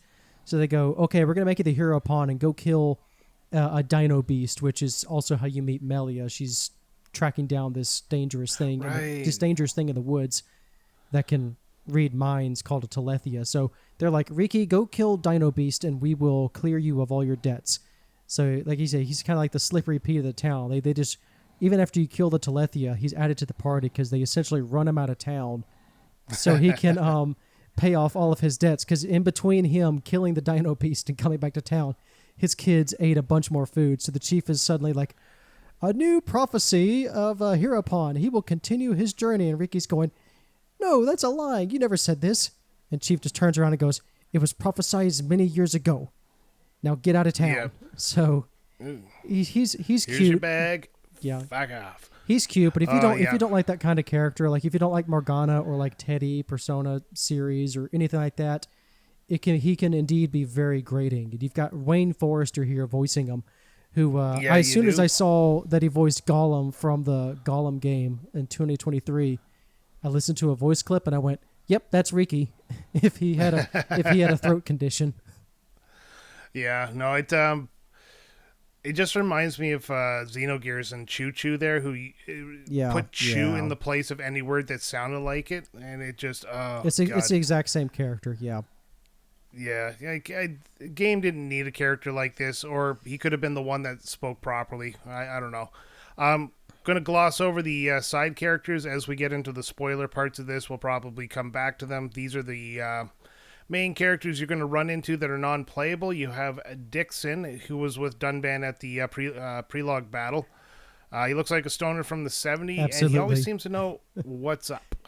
Yep, the mysterious guide who somehow knows all the uncharted places across the Bionis, and he's got connections with everybody. A very enigmatic character, I would say, but also one who's like very friendly with the party. It's like, oh, you need to go somewhere? Well, I know the back way. So, an interesting guide to say the least. Yeah, for sure. And he's also the mentor of Shulk, which comes into play later. And then you have Mumkar, the other person who was with Dunbar at the Prelog battle. He disappears after the battle. He's actually shown running away, and he'll reappear later in the story. You'll bump into him. You have Vanya, who is the Mechon leader's sister.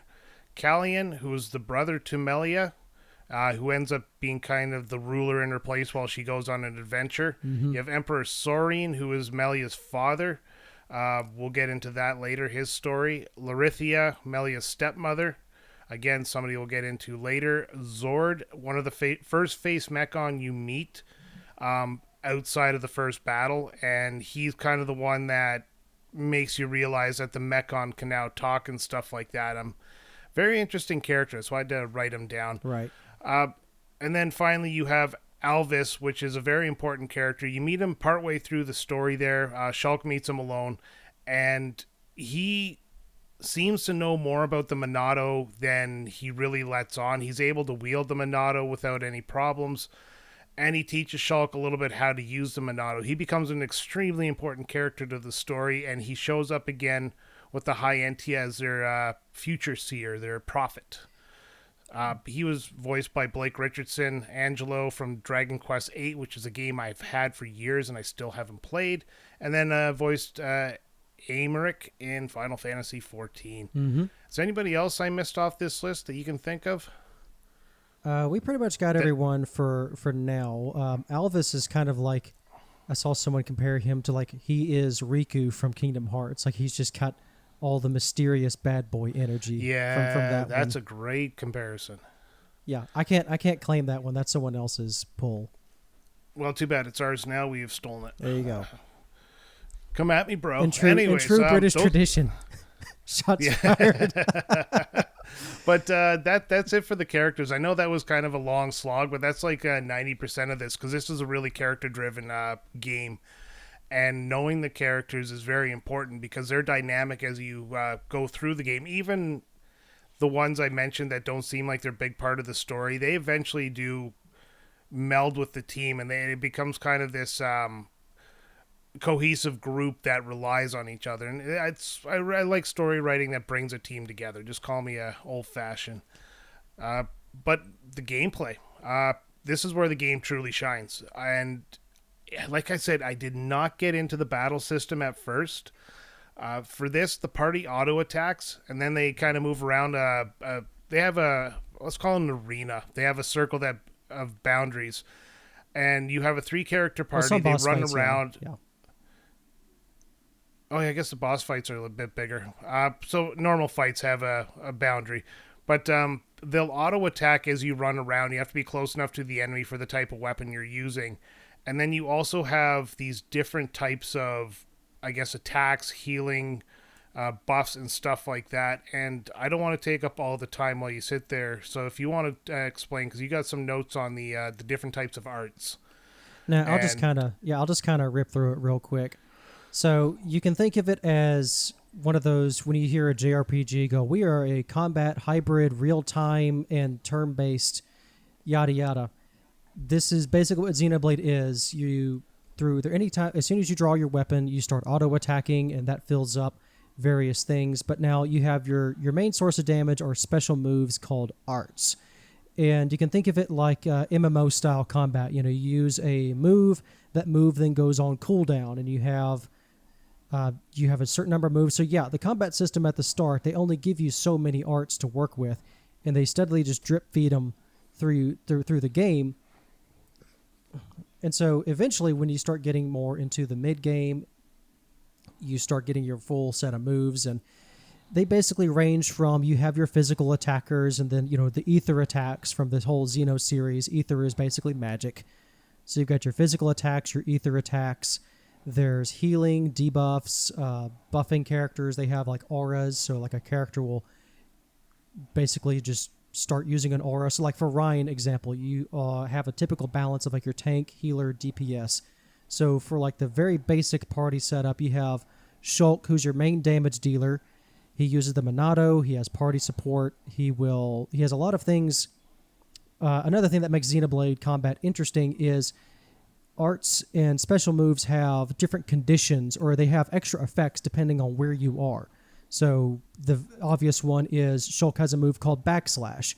So you maneuver him to the behind the enemy, use backslash.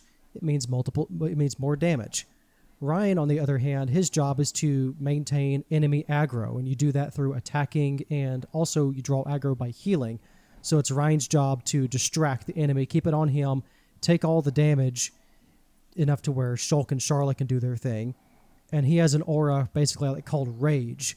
His Rage will draw a bunch of aggro, just like, hey, eyes on me. And then Charlotte, meanwhile, her job is to keep Ryan alive, keep Ryan and Shulk alive. So she'll have your typical healing bullet for HP. She can shield him from certain damage or cure ailments. So basically all of your arts lead into each other, bonuses on positionals and such. But the main thing you want to do is there are a couple of combo options, and this gets expanded on in later series, but your main combo is what's called Break. And Break just means you've staggered the enemy, and you'll have a little timer that says, okay, the enemy is now staggered for this many seconds. And if you hit the next piece of the combo, it's called Topple. And so now the enemy is on the floor, not moving. They can't do anything. And it's basically open season at that point for your party. And then there's an extra step after that called Daze. It's just an extended version of Topple, bonus damage, the typical thing. And so through all the battles, it's managing aggro, setting up your positionals, and getting your bonus effects to launch that Break and Topple combo to make sure the enemy is not attacking you.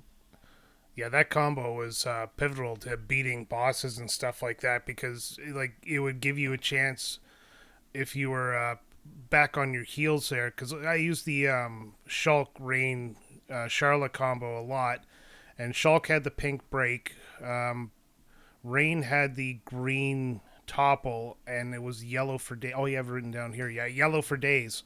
So I would do those three. Then if I was kind of low on hit points or whatever, I would actually have enough time to build up another combo in order to use the Break and Topple, then use Charlotte to shoot the area heal, and it would get me back in the game. So exactly, this combo was absolutely fantastic to keep you going, because once I figured it out, the game became like 10 times easier. Absolutely. There's some boss fights, especially early on, where you basically can't continue unless you prove that you can pull off this combo. And again, it's just a simple thing of, use the right arts at the right time. All of the characters, so your other party members are controlled by AI, and they will say their attacks. So you basically know, like when Ryan's Topple art, he'll say the name of the move. And so in my head, I'm going, okay, I better hold my break arts for a little while, like however many seconds or so, before I try it again, because his thing will be on cooldown and such and so. Yeah, other party members, yeah. Yeah, nothing better than when it does it naturally there. You just hit the pink, and then all of a sudden the enemy's dazed, and you're like, oh, you guys freaking, you knew what was going on. Yeah, the AI is generally capable. Of course, they also improved it for definitive edition. So like the Shulk AI was notoriously bad. Melia's AI is still atrocious. You basically need to be controlling Shulk or Melia in your party. But an extra little thing, everybody has a special talent art. So some of it is filled through auto-attacking, others are built up through arts. Every character, again, it's specific to every character. So like Shulk and Dunban have big attacks. Riki steals. Melia has a big ether blast.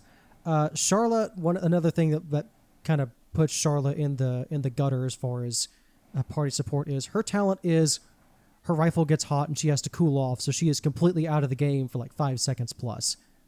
And it's always when I need her the most. But that is her talent art for what it is. It's just that's the main reason. But the specifically like with the Monado, Shulk's big Monado powers and what the sword can do is various party support. So Shulk will charge it up by auto attacking.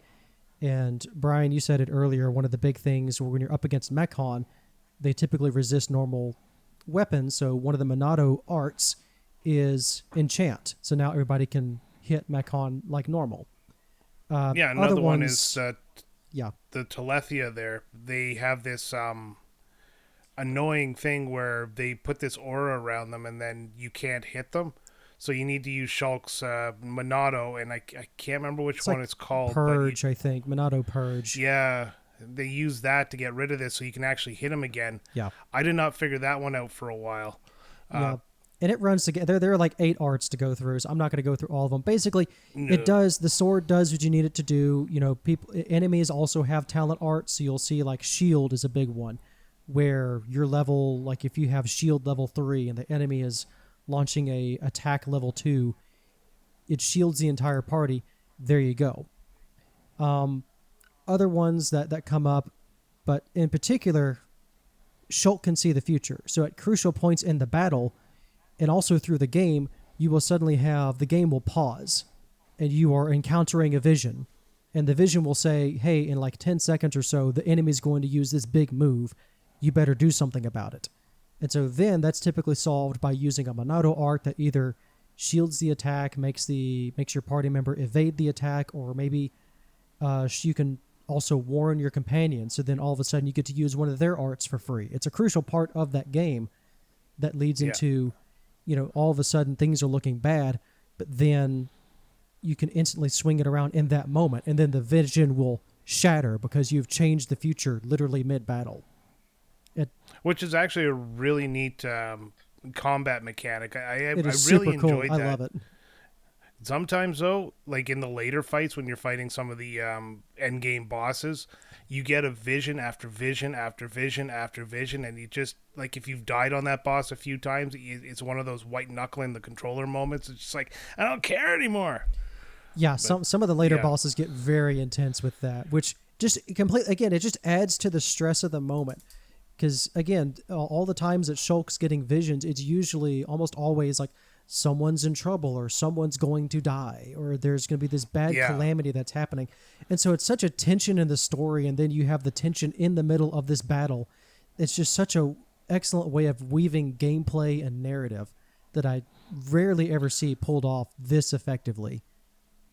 Yeah, and the best part is, like, you would expect something like this to break the flow of the battle because you are going through this kind of mini cutscene, but you see what's going to happen, and then you go right back to where you were 2 seconds ago, and it doesn't feel like you've lost your groove. Like you're not all of a sudden trying to figure out what you were just doing, because it's short enough that it doesn't interrupt the flow, but long enough to give you the information. And I always ran to find the guy who was being attacked, and I would get them to use their art. It was a great way, again, with Charla, to get her to use the healing when I needed it. Yeah, a lot of times if like Shulk, one of like the shield wouldn't work, then I would just say, okay, Charla, I need you to shield bullet Ryan for a second here. So there's all kinds of different ways you can do it. Last big one is chain attacks. So all throughout the battle, you're building up this meter in the top left corner. It's 3 segments. The meter is like 3 segments.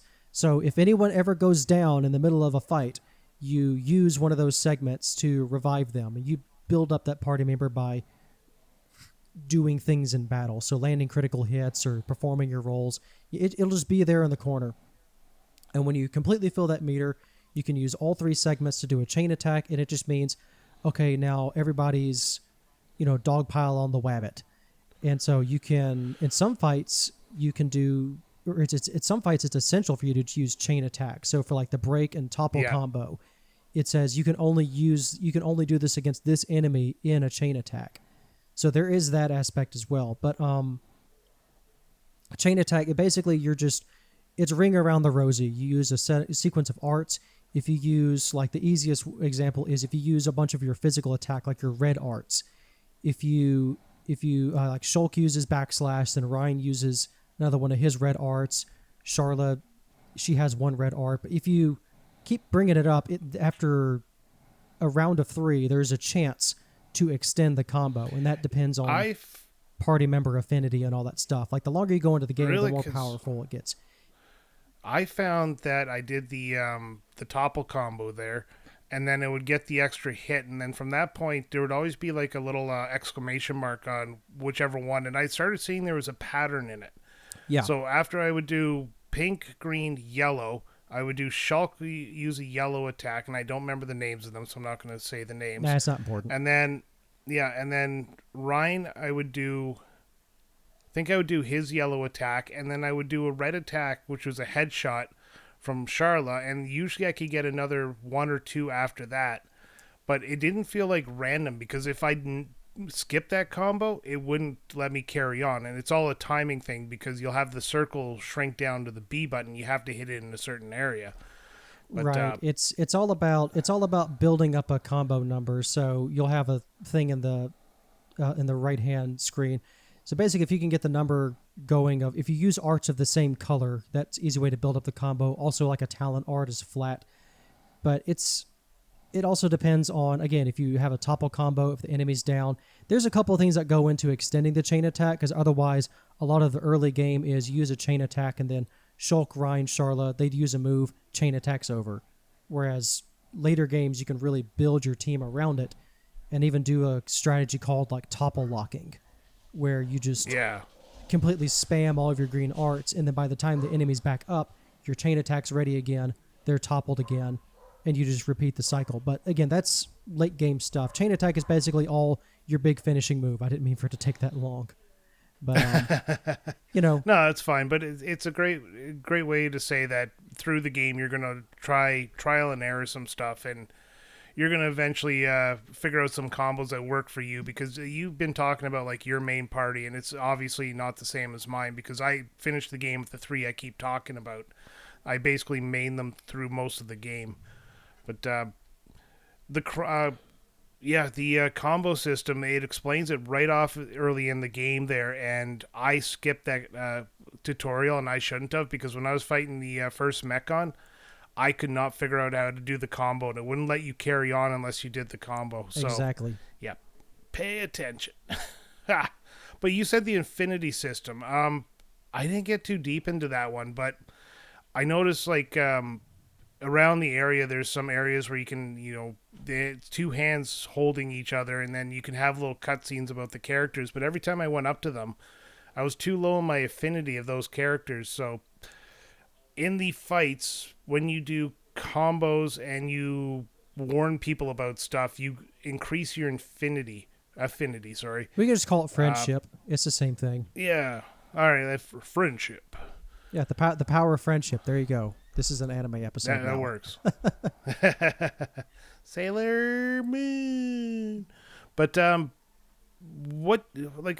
you explain the affinity system a little bit better to me? Because it's one of the things I never got into really as I played through it. Now, it can turn into an iceberg real quick, but basically the more the party fights together, the more they will essentially gel together.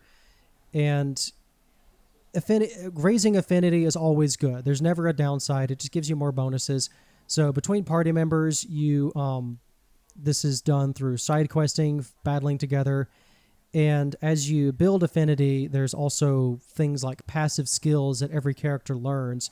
So now there is again, I'll just keep using Shulk and Ryan. Like Shulk and Ryan are typically be best buds. So there are some skills that Ryan can learn that then Shulk will go, oh, well, I can fit that skill into my skill tree, and then start sharing bonuses. So Shulk has things like increasing quest experience. So if Ryan takes that skill and puts it into his tree, now Ryan's getting that bonus, or Shulk is getting one of Ryan's HP bonuses, so on and so forth. Like Dunban's got a lot. Party's got Melia has more like ether-based support. It's like Melia and Sharla will share some bonuses. Riki also has support. A little bit of mix and match. You also gain affinity by defeating unique monsters, which are just wandering mini-bosses through the world that have a really cool music track. But essentially, the more affinity, the more friendship that you have, see, it's even getting me. The more friendship that you have, the more your party can start sharing skills, growing stronger in that aspect. This also extends to your hubs, so your Colony 9, 6, all of your the Magna Forest, all of your locations. The side quests are organized by area, and the more side quests you do, the people there will appreciate you more.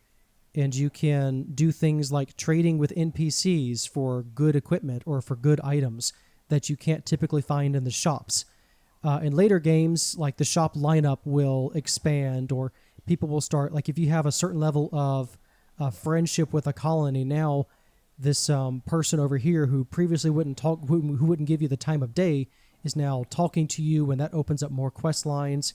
There's an entire web, a literal web of people that you can go well, this person likes this person or doesn't like this other person. and you can see that web changing in real time as you do quests and make decisions. Sometimes you'll make a quest decision and it'll completely change the fate of a character. So, but again, that is all completely optional stuff. That is like getting way too in the weeds of what the affinity system does. But essentially, you want to always be working, like if you have your chosen party, they're working well together. They can also swap gifts to kind of fast track the friendship side of things. And then if you have a good relationship with a colony area, it really doesn't hurt to walk around to the NPCs, just see what they have on offer for trading. So like sometimes you can get a really good piece of equipment that is better than what the shops are, and you traded them for like a rare flower. Whoop-de-doo. So it is worth checking out. And that's in a nutshell what the affinity system does. It's if you have a lot of friendship, then you can make yourself stronger in that aspect and share bonuses between party members. So it's important. It is very integral to follow up with, but you don't have to get into the weeds about it. Yeah, it's something I kind of avoided. Like I was playing on a time schedule here, so I didn't do a lot of the side quests there. But when I go through the game again, I'm definitely going to take the time to actually do the side quests and the bonus stuff and really kind of immerse myself into it. I didn't actually know you could fast travel back to Colony 9 for the longest time. I didn't realize that those checkpoints that show up on your map are actually warp points. Yeah, your landmarks. But, I didn't. Yeah, the first time I played the game, I didn't realize either. So there were times like I was in Gar Plains, which is like 2 maps away from Colony 9. And so when I was trying to do some crafting stuff, I walked on the 3DS. I walked all the way back to Colony 9. And I was like, oh, it was about hours later. I was like, oh, I'm an idiot. But it's a learning process. That was the same with me. I then went from Colony 6 back to Colony 9 to Colony 6 back to Colony 9. And then it wasn't until I got to, or bumped into the Hyantia that I tried to actually using the area map. But the final thing here is gem crafting, and that becomes a very important thing to buff your skills. Later game armor tends to come with these gems pre-installed on them, but you got to find these gems all over the place, and it can be ore deposits or I don't know, like I just kept finding a bunch of them, but they're also leveled. So you get 5 levels of gems. You can't use a level 1 and a level 2 or higher gem, or you can't mix any level gem. So you always have to make level 1 stuff, level 2 stuff, all the way up to level 5. Yeah.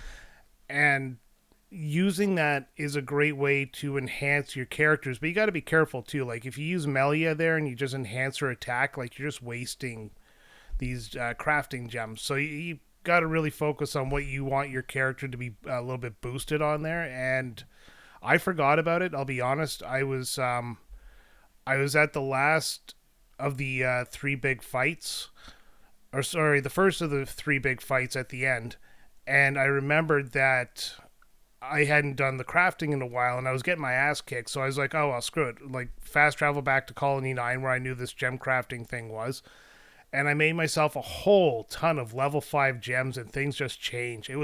I didn't realize how important these gems were. Yeah, literal game changer. Again, early on, it's you'll have everything, like you said, buffing stats and things, and also buffing resistances. But like a level 1 resist gem for like, oh boy, now I have 8% topple resist. I'm sure this will come in handy. Nah, it's not worth it. Just buff your character stats. You'll get later gems like that. I think they go up further than 5. But it's essentially, it's armor components, it's armor crafting and all things. Like armor is kind of a pain. Not kind of a pain. Armor is a pain in this game because you got a bunch of pieces. You're always swapping out your equipment. Thankfully, they streamlined this in the future mainline games. Now, Xenoblade X keeps it, but that's Xenoblade X. That's the like MMO style game. But the 2 and 3 did away with this armor system entirely. But they did keep the gem crafting. They came back for 3, which is nice. And there is a side quest in this game where you don't have to keep going back to Colony 9. You can basically bring a portable system. But yeah, I mean, like if you're playing as Melia, boost her ether attack and boost her resistances. If it's Rhine, HP, strength, there you go. Later characters, you can get gems that's like, I know there's a gem out there called like Break. So like at the max level, it's like 30% of your time, your auto attack will just inflict break. It's an amazing gem. and that's worth it. But a lot of again, it's lower level to higher level. It'll scale with you and just keep at it. It's just another thing to keep track of along with the equipment. Oh yeah, so much to keep track of in this game. Armor weight's a thing. Like Ryan's the only one who really needs to be in heavy armor. Everybody else is okay in light and medium armor because they have those gem slots that you need. Heavy armor typically doesn't come with gems unless it's something that's a fixed thing, and that's usually like a monster drop or something. So it's just that if there's anything like that I really don't miss from Xenoblade Chronicles, it's this armor system. I love the more streamlined aspect of the later games so much better. Yeah, and I look forward to that. Before we move into the next part, I just wanted to bring up those enemies you talked about, the mini bosses almost. You're running around an area and you'll see an enemy there, and his name tag will pop up as you lock onto him, but it'll have like electricity flowing around it, and it's considered a higher level boss, and usually it's surrounded by same type of enemies of a lower level. I became addicted to hunting those down. That's how I leveled up in this game, is by hunting those things down, because they always dropped a big chest, which every enemy drops a chest.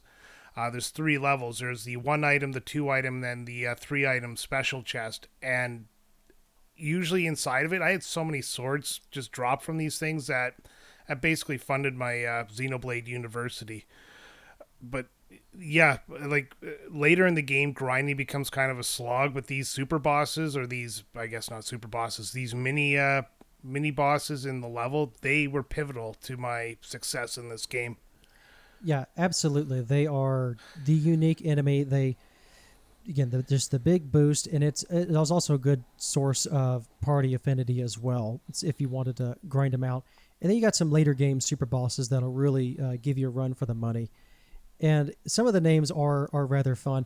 I do have to ask you, because it's almost like a rite of passage, basically, for every Xenoblade game. Did you run into Territorial Gonzalez, or the big monkey? I did not. The level 80? No, I didn't. Oh, man. So, yeah, so there's always, it's like a tradition. So in Gyre Plain, it's, I know that there's the one that appears after you defeat Zord, but there's one that's just running around. So in the middle of all of these, so you'd be about like level 15 or something going into Gyre Plains, and there's just a level 80 gorilla just trotting across the plains in the middle of all the cows. Oh. And he will cross your path, and he will just... I think I did see him, yeah. Yeah, you'll at least see him. I have been many of the times a victim of Giant Monkey, where I'm trying to clear out a side quest for slay monsters, and then all of a sudden I hear that unique boss music kick off. I was like, oh no, it's the electric guitar that I so dread. And I turned around just to get one hit KO'd by Donkey Kong. Oh, there you go. Donkey Kong got his revenge. Yeah. But yeah, those fights were... I love the fights. They're a little bit tougher, but man, were they worth it. Something funny about the game, though, moving on to cutscenes, which this game is... It's not heavy on cutscenes, but it really does have a lot of them. You can change what your character is wearing, so it doesn't matter what your armor is. You have the option of going into the menu and you can change it, including up to the point where they're in their underwear. I thought that was funny at first, and I put everybody in their underwear regardless of who it was, and we ran through in our skivvies. And when Shulk looks into the future, he'll actually be dressed in what you're currently dressed in. Yep. And he looked at this future event in his underwear, and then later on I kind of was like, let's dress people. This got old quick. And it re-showed that cutscene, and he was still in his underwear. Yep. It just like recorded. I was like, that's actually a little bit of attention to detail, but at the same time, I laughed my ass off. I was just like, oh, maybe it's time I go back to the underwear. No, I've already changed the future, actually, because I got dressed. Yeah, it is funny as well, like some of the Machna gear. I think the layered armor basically was something that they added to Definitive, like afterwards. I don't remember it being in the base game. I could be wrong, but it's a minor detail. But it would be very funny of going from like the forest where it's like very jungle themed, and you know everyone's like dressed in furs, and Ryan gets a full on headdress, and Charla's like in a leotard, like a leopard skin bikini running around. And everybody's just having these serious moments. and like things will just start jiggling on screen. I was like, okay, Charlotte, you're distracting me. Go over there.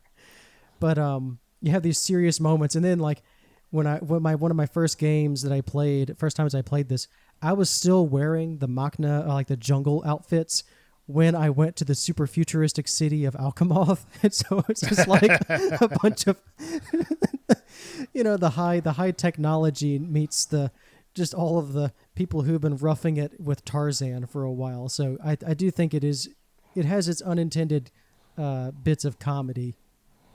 Oh yeah, for sure. I don't know. I spend way too long trying to dress my characters to make them look cool to me, and yeah. But yeah, cutscenes in this game. I just wanted to cover those a little bit. I mentioned early on in the episode, you basically go from cutscene to cutscene. So when you're looking at the map, there's a little icon which is like the play icon or a flag, I think it is, and that's your goal. And every time you hit that goal, you get a cutscene, and the cutscenes can last anywhere from a minute to some of them were like really long later in the games that unfolded the story for you. Xenosaga was cutscene heavy, and that's kind of, I think, what turned me off of playing this game. Was Xenosaga basically made me weary of this, but I'm so happy that there's these expansive areas that you can actually explore before you go find the next checkpoint, so that you definitely have some exploration to do. It's not open world in the sense of you can go wherever you want. It's definitely inside of an area, but it was a nice change from Xenosaga, so it was a pleasant surprise for me. Yeah, like Xenosaga also had, especially like the early cutscenes, had a lot of in-game, like standing around character model kind of stuff.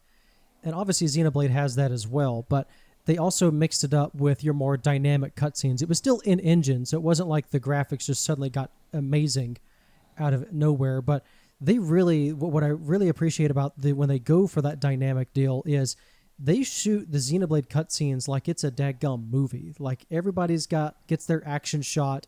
Everything is like it's shot very much like a movie, or like some anime moments in here, but it's all feels grounded within the story. Again, like the game, like the powers that Shulk sets up is like one of the times right before you fight Zord. There's a Mechon boss that uses a bunch of like hidden traps in the ground. And Shulk is able to, of course, see these traps in the ground and also give the evasion buff to everybody else so they can do it, which is one of my favorite cutscenes early on in the game, because everybody's just doing the whole action hero flippity-dippity shit. And then you go into the actual fight, and it's like, okay, what you just saw him do, giving the evasion buff to everybody to avoid these traps, now you have to do it in the cutscene, or now you have to do it for real. Yeah. It was just such a cool way that they would move the camera around the space. Like they really used every single inch of the space, and they would focus on emotions. You would see a close up of Dunban having this little eye movement during a conversation, or Ryan doing. You get what I'm saying. Like they were really shooting it like a movie, and I really appreciated it for that as well. It really brought a lot of dynamism to the cutscenes that I haven't really seen since like I played The Witcher 3, where like even the most basic cutscene is shot like a indie film. And considering this was 2010 and it was on the Wii originally, especially on the Wii, like it was impressive as hell on the 3DS. Yeah. And I was seeing it on the it's less impressive to think about on the Switch with like the fancy graphics, but to see this on the 3DS and to see this stuff on the Wii, like just the sheer ambition that they were going for. Like how is my system not on fire right now? How did they do this? It's amazing. Yeah. It just, like I said, playing it on the Switch, and like you said, it's not as impressive, but I do have it on the 3DS, and it just mind-blowing how long this game fit on that one little cartridge there. It just, and it looks immaculate on the 3DS. Like, it looks so crisp, and the only reason I didn't continue playing it on the 3DS is because of that little nub and thumbstick you have to use to move the camera. Yeah. And that was driving me nuts. But, outside the cutscenes, let's talk about the music, because I love the soundtrack in this game. This is top tier, and I saw one of the names, and there's a reason it's there, and that's Yasunori Mitsuda. Oh, yeah. From Chrono Trigger and Xenogears and Xenosaga, and he wrote the end music of the game. Beyond the Sky. Yeah, he did a ton of music for this game, as you would expect, even with the kind of more like collaborative effort on this game. But you have Yasunori Mitsuda, you have another group of artists called like Ace Plus, so they did a couple of area themes, including the unique boss music called like You Will Know Our Names, which gets a remake or a remix in all the other games. So it's really interesting to hear how they expand on it in future games. But like symphonic rock and roll or symphonic metal is how we like describe You Will Know Our Names. It's just absolutely amazing. You've got lastly, to really round it off, you have Manami Kyoto. She arranged a lot of songs, and she also provides vocals, like of a lot of vocal tracks. That's her voice. And then when I was playing the game, I of course saw Yoko Shimomura because I was playing Kingdom Hearts and everything. And Yoko Shimomura certainly contributed music to this, but she was more like a guest composer in this deal. Yeah. And then a lot of the things that she wrote were then arranged by the Ace Plus group. But she did do like the main theme, the prologue theme, the really tender Shulk and Fiora's theme. And then, of course, the one that you'll probably hear the most, she wrote Time to Fight, she wrote and arranged Time to Fight, which is the main battle theme of Xenoblade X. As soon as that violin kicks in, you know you're in for it. It's amazing how you can hear their styles in their music as well. Like you almost know who it is. It reminds me of Sea of Stars when I was playing that, and you could tell which tracks were done by Eric Wright and what tracks were done by Yasunori Masuda, just by the way they sounded. Like some of them sounded very Chrono Trigger, and you're like, yeah, that's his style. That's him right there. And you can kind of hear it in this game as well when you're like in the like gentle, I don't know, village-esque type music. It really hits that Yasunori Masuda style. And the Yoko Shimura, I can't pronounce it. You can hear her music in the Kingdom Hearts style as well, the very jovial music. Yeah, she has a strong melody game. That's basically how you can pick her out if it's got a really, really just driving melody through it. But that might have been the better word for me to use as opposed to jovial. I couldn't think of a word off the top of my head. Yeah, it's whatever. I'm not a music theoretician or anything either. But even musicologist, sure. Certainly not a mixologist either, but I can make you a good rum and coke. So we got all these four people. You know, it's a really good collaboration as well. You can still feel everybody's distinct styles, but it blends into a really cohesive unit. This is certainly not a clashing of the composers in any aspect. I do want to circle back one real quick thing. I didn't know if I wanted to just kind of let this one go, but I think on thinking about it, I do want to mention it. If we're talking about the cutscenes or like the general areas of all of the places. So as you are exploring this world, like we said, the world is these two giant titans, and you are working your way up through the Bionis, and then you get onto the Mechonis at some point. But like Colony 9 is located at the Bionis ankle. And then like Gar Plains is on the Bionis, or like you go up through the Bionis knee, and now you're on the leg where Colony 9 is. And at every moment, especially in Gar Plains, every moment you can look up in the sky and tell where on the Bionis you are. And then at several points in the game, you will look across this vast ocean that separates both areas, and you will see where you are in relation to the Mechonis. And so at some point, you'll get high up on the Bionis where you see where the sword is embedded into the side of the Bionis. Every single step of the way, you can tell, like, okay, we're at the Bionis at the top of the head with Alchemoth and everything. And you can look across and see your enemy. It's always an interesting way of just... And there's, like, where you're at from Colony 6, you can look down, and way at the bottom, you can see Colony 9 peeking out. You can see the valley where Colony 9 is situated, and sure enough, it is on the hill. It is such a cool aspect of world building that it's just one of those... The game doesn't even go like, oh yeah, look here or look over there. It's just part of the game. Yeah, it's just something to fill in the environment there. It's something that's passive. I did do that when I got high on the Mechonis, or not Mechonis, Bionis. I started looking around because I noticed the Bionis head When I was on the sword, I was looking over at the Mechonis there. It just, yeah, it's definitely something. Take your time, soak it in. Yeah. And the Very, music, very well done. yeah, the musical atmosphere just enhances that whole thing. The sense of grandeur and scale that comes with the soundtrack just really feeds into it for just a really unique experience. And you get your day-night themes as well. So you'll have areas like that will actually come alive at night. You know, there's a location called the Marsh, the Sartorial Marsh, where the true theme is actually at night when the place goes from a boggy swamp into, oh, now this is a phosphorescent rainbow place where all the trees turn into giant sparklers and just, oh my gosh, one of the prettiest places. Or when Alchemoth, when you're out above the sea and floating islands, and all of a sudden there's a shooting stars, like the sky lights up in an aurora borealis and there's shooting stars. And it's just casually happening. It's just a weather event. Just, my God, this game. When they meld story, characters, music, and environment or the world together in a way like they did with this, it is done so perfectly. It's like he took all the lessons of the past when he created this world and he melded them together in this near, I'm not going to say perfect game, but this near perfect world. And everything enhances everything else. It's just, God, it's such a beautiful game. 10 out of 10, that's how it looks. I'm going to go with that right now. But you want to shift gears? You want to shift into the spoiler section here? Yeah, we've been going for a good while. I think it's time to get heavy with the story and kind of get into the meat and potatoes of this one.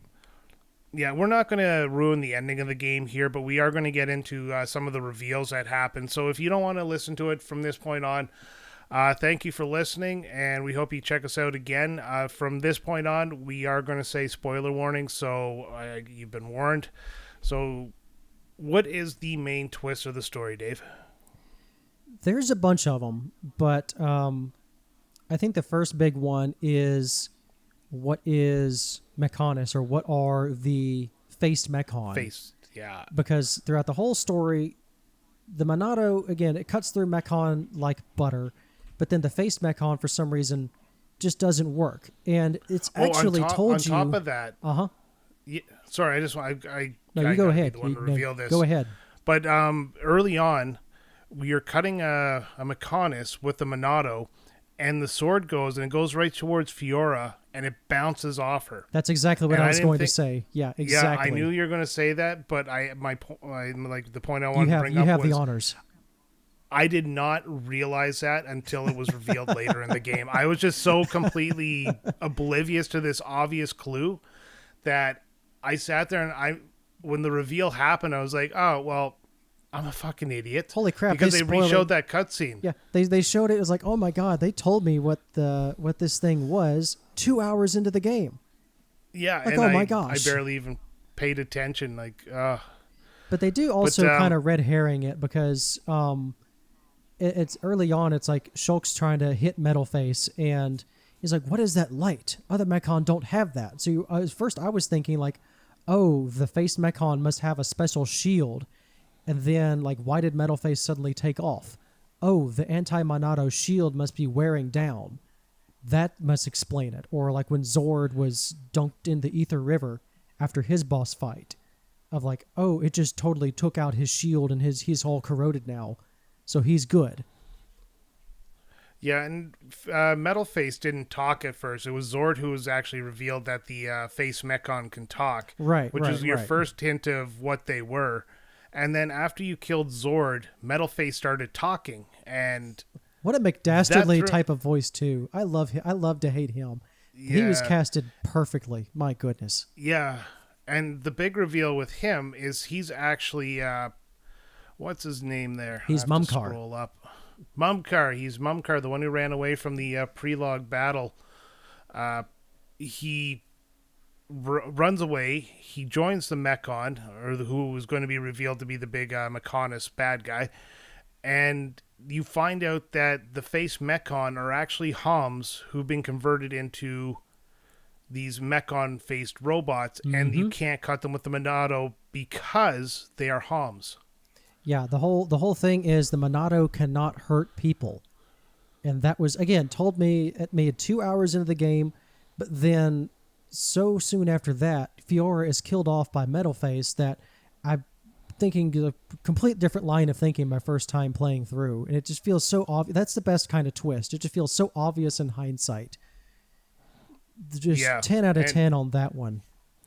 Yeah, slap in the face, you figure it out, and all of a sudden, you have this mission, because you learn about the big baddie, who is the, oh god, I gotta scroll up well, again first to his find name, the names. yeah, so first it's like, oh, we gotta go against the Mechonis leader, so it's a guy named Egil, and you only ever see him as this giant golden dragon mechanical thing looking dude who's always like, commence the assault on Bionis. Kill every last one of them. You're like, okay, yeah, this is our bad guy. But I honestly thought he was the bad guy. I messaged you saying I'm about to wrap it up. That's when I was fighting him. Yeah. And then, then the whole the part of the spoilers we're not going to ruin. That's happened after that. Yeah, I had the biggest grin on my face when you said you were fighting Egil, and I was like, yeah, have fun. And I just closed the phone, and I just waited. And sure enough, later it's like, that wasn't him. That wasn't. Yeah, that's where the 40, 50 minutes of cutscenes happened. Because it was but just I mean, it's unpacking everything. It's a big moment, yeah. Well, there is a couple more things we're gonna spin off. You run into somebody named Zanza early in the game. Not too early, probably about halfway through. Yeah. And Zanza is a giant who's been trapped on the Bionis in this place called Prisoner Island. And Melia's father releases him, basically. And for some reason, all of a sudden, Zanza has the power to unleash the full power of the Monado. Well, he's the one who does that. He's the one who says, Zanza says, I created the Monado. Like, this is something, so I'm the one who, and for that's the reason I was in prison, because this weapon kicked off an entire war, and so they didn't like that. And the whole time he's just lying through his teeth about what it is that he does. And again, later reveal of all that. But the whole point of the game, also, like, after you have the big confrontation with Metalface, and you start, like, around Colony 6, you start getting this recurring vision of Shulk at Prison Island, and we see this emperor, and we see this princess who turns into Melia and Saurian. So the whole game is like leading us on up to this big moment of getting into Alchemoth in what was basically Chapter 8, when this starts to go the political. You start getting into proper Act 2 of the game, where Zanza goes, all right, let the Monado be unleashed, and now it can cut Homs.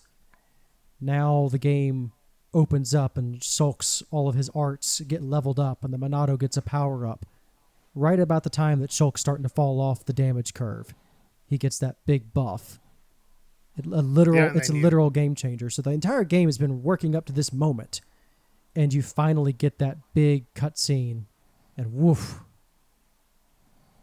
Yeah, it's one of those moments that make you go, oh my god, in this game. And then after you beat Egil?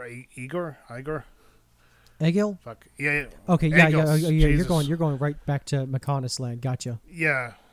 Because a lot of stuff happens in between these two cutscenes that really develop the character, but it's something you got to experience. It's not something really I think would be best explained. No, I'll just say, like, obviously, yes, you do get to explore Mechonis, and in a way, things are not as they seem. So by the time you get to Egil, your priorities are a bit shifted, shall we say? Yeah. But I do want to say, I do find the actual exploring the Mechonis to be very interesting. So you're sitting here going, okay, we went from plains and such, and all these varied locations. There's not really a desert. Mechonis Sword is basically the desert, but like mountains and forests and giant sea. What's the Mechonis field? One of my favorite field themes is like going through a giant factory. So pistons and machinery and things like elevators going up and down, and it's almost like a puzzle to get through, because you have to supply power to, you're in a factory, so you're triggering different things. Oh yeah, and then you can fall. It's also so tall. It's like there are moments like where I jumped from the top of Mechonis field all the way down, and there are moments that'll give me vertigo in this game. My stomach just about went up into my throat doing that one. Oh, and you fall down there, and then you get the damage, and then you get like I don't know, you get like 1 or 2 hit points left, and then it just heals you automatically. Yeah. There are a couple of times where I fell way too far, farther than I probably should have, and just survived with sheer luck. Yeah, there's some drops in this game, but that's just all part of the exploration. Yeah, you can walk off almost any cliff. You can walk off into the Ether, like, if you want to, or you just into the blue ocean if you really feel like it. There's just parts where, if you hit the controller, you sneeze, you're done for. Yeah. But so Eigel, going back to that fight, he's presented as the big boss, but like you said, the goal is shifted. You've met his father, who's down on the hand that was cut off of the Mechonis. They have a little settlement there. You're told about the entire history between the Bionis and the Mechonis and why this battle happened. So you shift your attitude, you go up, you say, well, I still got to stop this guy because he still wants to kill us. And Shulk really does want to kill him right up until the point the sword's, an inch from Eigel's face. Yeah. So that's when the big reveal happens. And this is, I know I said I wasn't going to go beyond this, but I can't think of a way not to go beyond this. We find out Zanza is actually the Bionis himself, the god of Bionis. And he has been watching you the entire time. Yeah. The Monado. You thought you were in charge of the future. You thought you were in control of the Monado. Not anymore. Yeah, it's the other way around, yeah. But he has 3 disciples, and the reveal of the disciples was the part that made me, fuck. Yeah, but that's really Dixon, good. I don't want to, yeah. The guy who basically, for no reason, knew everything that was going on, did so because he was the one trying to get you where you were. You had Larithia, who was Melia's stepmother, who was playing a role to kind of push you in that direction. And I'm not going to reveal the last one because the last one is the huge one, and that's the one I kind of want to avoid. But these 3 disciples, you meet them throughout the game, and they're just normal characters. And all of a sudden, boom, big twist. They're all working for Zanza, this main boss. And on your first trip to the Mechonis, actually not even on your first trip to the Mechonis, I think it's when you fight Zanza the first time, you meet somebody that you thought was dead. Yep. It's well before that, because you get the reveal first, and then you finally get to, That's where you get this person, yeah. So it's kind of this really it's just the reveals keep coming. They come almost shotgunned at you, and every time it's like a punch in the face, and it's like, oh my god, I can't believe this. You get hints of it as you progress through the story, and it kind of gives you a little bit of breadcrumbs there just to keep you interested. And then when these reveals come, they all of a sudden start coming one after the other, and every 2-3 hours in the game, you're getting these big cutscenes, and you're just sitting there like, I fucking need to know what happens next. Yeah, Act 3 pops off in spectacular fashion. It is reveal after reveal, because again, Mumkar is supposed to be dead. So that opens up a lot of possibilities of, okay, what was the whole point of us fighting this whole big battle in the first place? What's really going on here? And why? Yeah. And just as they come out, especially the end, when everything comes to a head and you get explained the entire story of how this whole Bionis Mechonis world came about, and it's this really interesting way to create a world. And I don't want to, like I said, this is the spoiler part, but I really, if you want to play this game, or I encourage you to play this game now. No, it is suitably ridiculous, but it's also so good. And it is the perfect way, in my opinion, to explain it while not being so grounded in reality that it becomes ridiculous. It is very fantastical, and it's a great way. It's a sci-fi anime, basically. This is what you'd see in a very cheaply done but very entertaining sci-fi fantasy anime. The whole techno babble, or I would call it, again, the science fantasy aspect. You can of course break apart some logic or things, but it makes sense everything makes sense in a character format. So anytime there is a bunch of techno babble or magic jumbo, how does ether work? Well, ether is just the building blocks of the world. So the Monado is like is basically the ultimate cheat code of the Monado controls ether.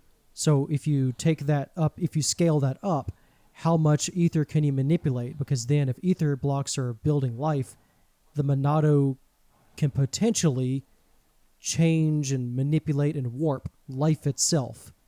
And you just keep carrying that logic further to what would a villain want to do with that? What would a hero want to do that to counter it?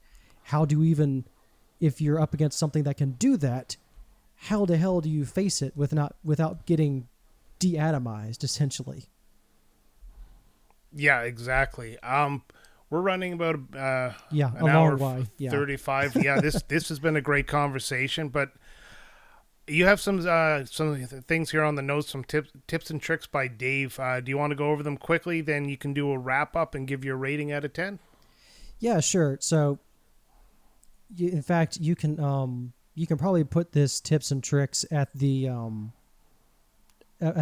pre-spoiler section, or kind of move it around if you want. But for those of you who have obviously stuck around with us, have played this game before, or maybe it didn't quite gel with you, I mentioned one earlier already. Use the affinity system. Again, if you raise the affinity, it means you get better party synergy. Party members can share items and buffs and all that kind of stuff. Check out the NPC trading. Synergy. Again, your gem crafting, just focus on the stat boost. Don't worry about the rest. If you're looking for a resistance, it's when you get to about 20% plus is when you may actually start to see the activation be worth it in a battle. Anything less than 20% or anything like especially less than 15% for a resistance, you're much better off just boosting a stat. You do get a lot of treasure during here, so obviously money is never an issue in this game. But if you are going into the gem crafting aspect, just clean out all of your, as soon as you have enough built up of the next level to replace everything, just anytime you come across a lower level, just immediately sell those. That's just now money, because you're new, you just keep getting to the new thresholds. And it's just that those are just some general things to do. Just always keep track of your equipment and keep an eye on the armor rating is not as important as the stat buffs, especially if you want a bit of a cheat code. If there's any tip or trick you take from this, the agility stat is kind of busted because your agility also informs your evasion. So characters like Dunban, he is ostensibly a tank. He is an evasion tank, and you can make Dunban and Shulk practically untouchable. It used to be extremely busted in the base game, but they tweaked it to be not as busted in Definitive Edition. But there's nothing quite like going up against a super boss and just seeing Shulk dance around everything, just be untouchable, which is, again, a reason why when you have the agility gems, it's why Sharla's damage and support for the party falls off a cliff, because who needs healing if you don't get hit? Yeah, fair point. That's great tips. I'm going to take those into my next playthrough. So, how would you summarize this game with your thoughts and rating it out of 10? Yeah, I mean, overall, I've done nothing but praise this game throughout the episode.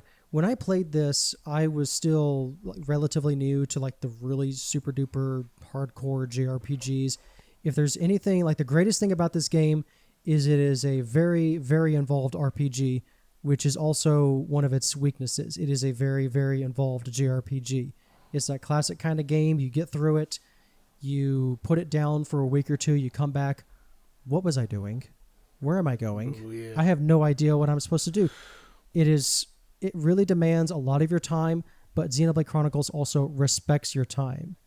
And that has been consistent across the series. It's what keeps me coming back. It's like reading it's like an epic. This is literally the definition of epic fantasy. It is, and it was one of my favorite genres. I love the world. The Bionis and the Mechonis is super cool. Love the music, the characters.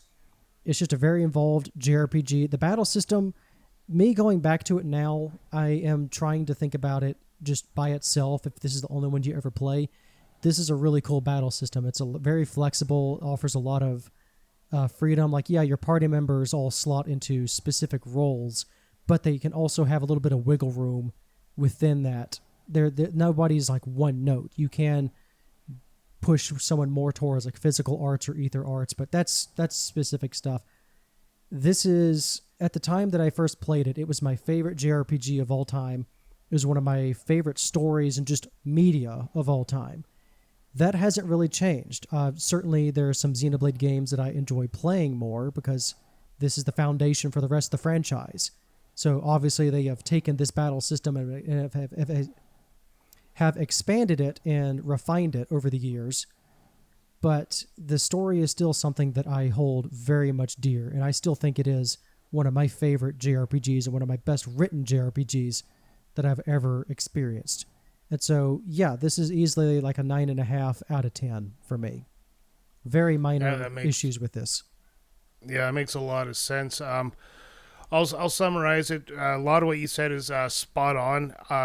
For me, character building, the world building, the cutscenes, the story, everything came together. The music set the atmosphere. The day-night cycle set the mood. The interaction between the characters, the cohesion they build throughout the game, the big reveals that kept me just wanting more all the way up until the end of the game. This obviously, I've already said what my favorite RPG of all time is, and that would be Chrono Trigger, but this one sits high. I hate to say it, but I actually like this more than I like Xenogears. Xenogears is a really good game. This just seems like they took everything they learned from that and perfected it. I don't have much more to say than that because you've really summarized the game quite well. I'm going to go with you. I'm going to do a 9.5 out of 10. I think the amount of stuff this game can get you to do, like all the side quests and everything like that, can become overwhelming. But at the same time, like you said, it respects your time. You don't have to do that. Like, I played it to get through it. I played it to get to know the story, and I was able to skip all that stuff, and I didn't need to grind very often to go up a few levels just near the end. So yeah, definitely a 9.5 out of 10. Yeah, there are a ton of side quests, but again, this game does not expect you to go for 100%. And a lot of the side quests that happen, it's going to be things you're going to be doing anyways, and also like the whole seeing the future thing. You'll just run across items at random, and it'll go, "Oh, this is a item that I'll need for a future side quest." So cool. And then you sell it. And then you just then you sell it. But at least in Definitive Edition, they have an exclamation point next to it to go like, "Oh, you're going to need this in the future." So at least that's there. Yeah. Obviously, the Definitive Edition is the way to play it. You can, like, you have the entire franchise as of this recording is on the Nintendo Switch family of systems. Like, this is what other time that you can say where the entire franchise across over a decade of games, 15 years of games, is on the Nintendo Switch in basically the best form that they've ever been. Yeah, absolutely. All right, that's going to do it for another episode of Retrotopia. Dave, thank you for joining me. This has been an absolute pleasure. Tell them where they can find you. Yes, sir. So I am the host of the Anime Field Guide podcast. I obviously talk about anime and do it also from a historical and production side perspective, reviews and such. You can find me on Spotify and all major podcast platforms. I have a link tree up, and I'll have it in the show notes if Brian will put it there. It will be linktr.ee/ANI Field Guide, all one word, so Annie Field Guide. And I post an episode every month or so. Well, I post 1 or 2 episodes a month, and then we have a Discord server. All of that's in the link tree. We'd love to have you, and I hope you enjoyed me nerding out over one of my favorite game series, arguably of all time. And so I look forward to hearing your thoughts, Brian, as you experience the rest of the franchise, particularly Xenoblade 2. It's very different from the rest of the games, but it's also expands. It's when they first realized you had Xenoblade 1 and then X, and then Xenoblade 2 was like, okay, now we have a franchise. And so that's when they were really starting to build, and you could see some of the bigger ideas that were then retcons, very slight retcons, into Xenoblade Definitive Edition. Yeah, no, I'm looking forward to it. I need that cooldown so I kind of forget the fighting system so that I'm ready for a new one. But I'm definitely going to jump into it probably within the next year or so, because I think I'm hooked. I honestly really do. And if the stories from 2 and 3 are just as good as 1, then bonus. All right, if you want to find our show social media, you can do so at linktree/Retrotopia. That's linktr.ee/Retrotopia. We also have a merchandise store at retrotopia.dashery.com, where you can find all of our merchandise, most of it made by me, a lot of it workshop by Sam and Alan. And finally, we have a Patreon, which you can join for free at patreon.com/Retrotopia, where you can join in on the conversation by submitting comments and much, much more. Thank you for listening. Dave, thank you for being a part of this show. Thank you for being part of the community. Over the years, we've gotten to know each other through Discord. It's been wonderful. Any final words for the audience? Nope. I mean, I hope you enjoyed the conversation, and if this didn't convince you to check out Xenoblade Chronicles, I don't know what else I could have really done other than get on the floor and beg, I suppose. But yeah, this is a great conversation as always, and it's just good to be behind the microphone with you after a while. So I look forward to many more future collaborations. Absolutely. And you heard it here first. If you don't play Xenoblade Chronicles, SuperDave is showing up to your house. If you see a black sedan out front, maybe lock the door and turn off the lights. Until next time, this is Brian for Retrotopia, and remember, you don't choose your Monado chooses you.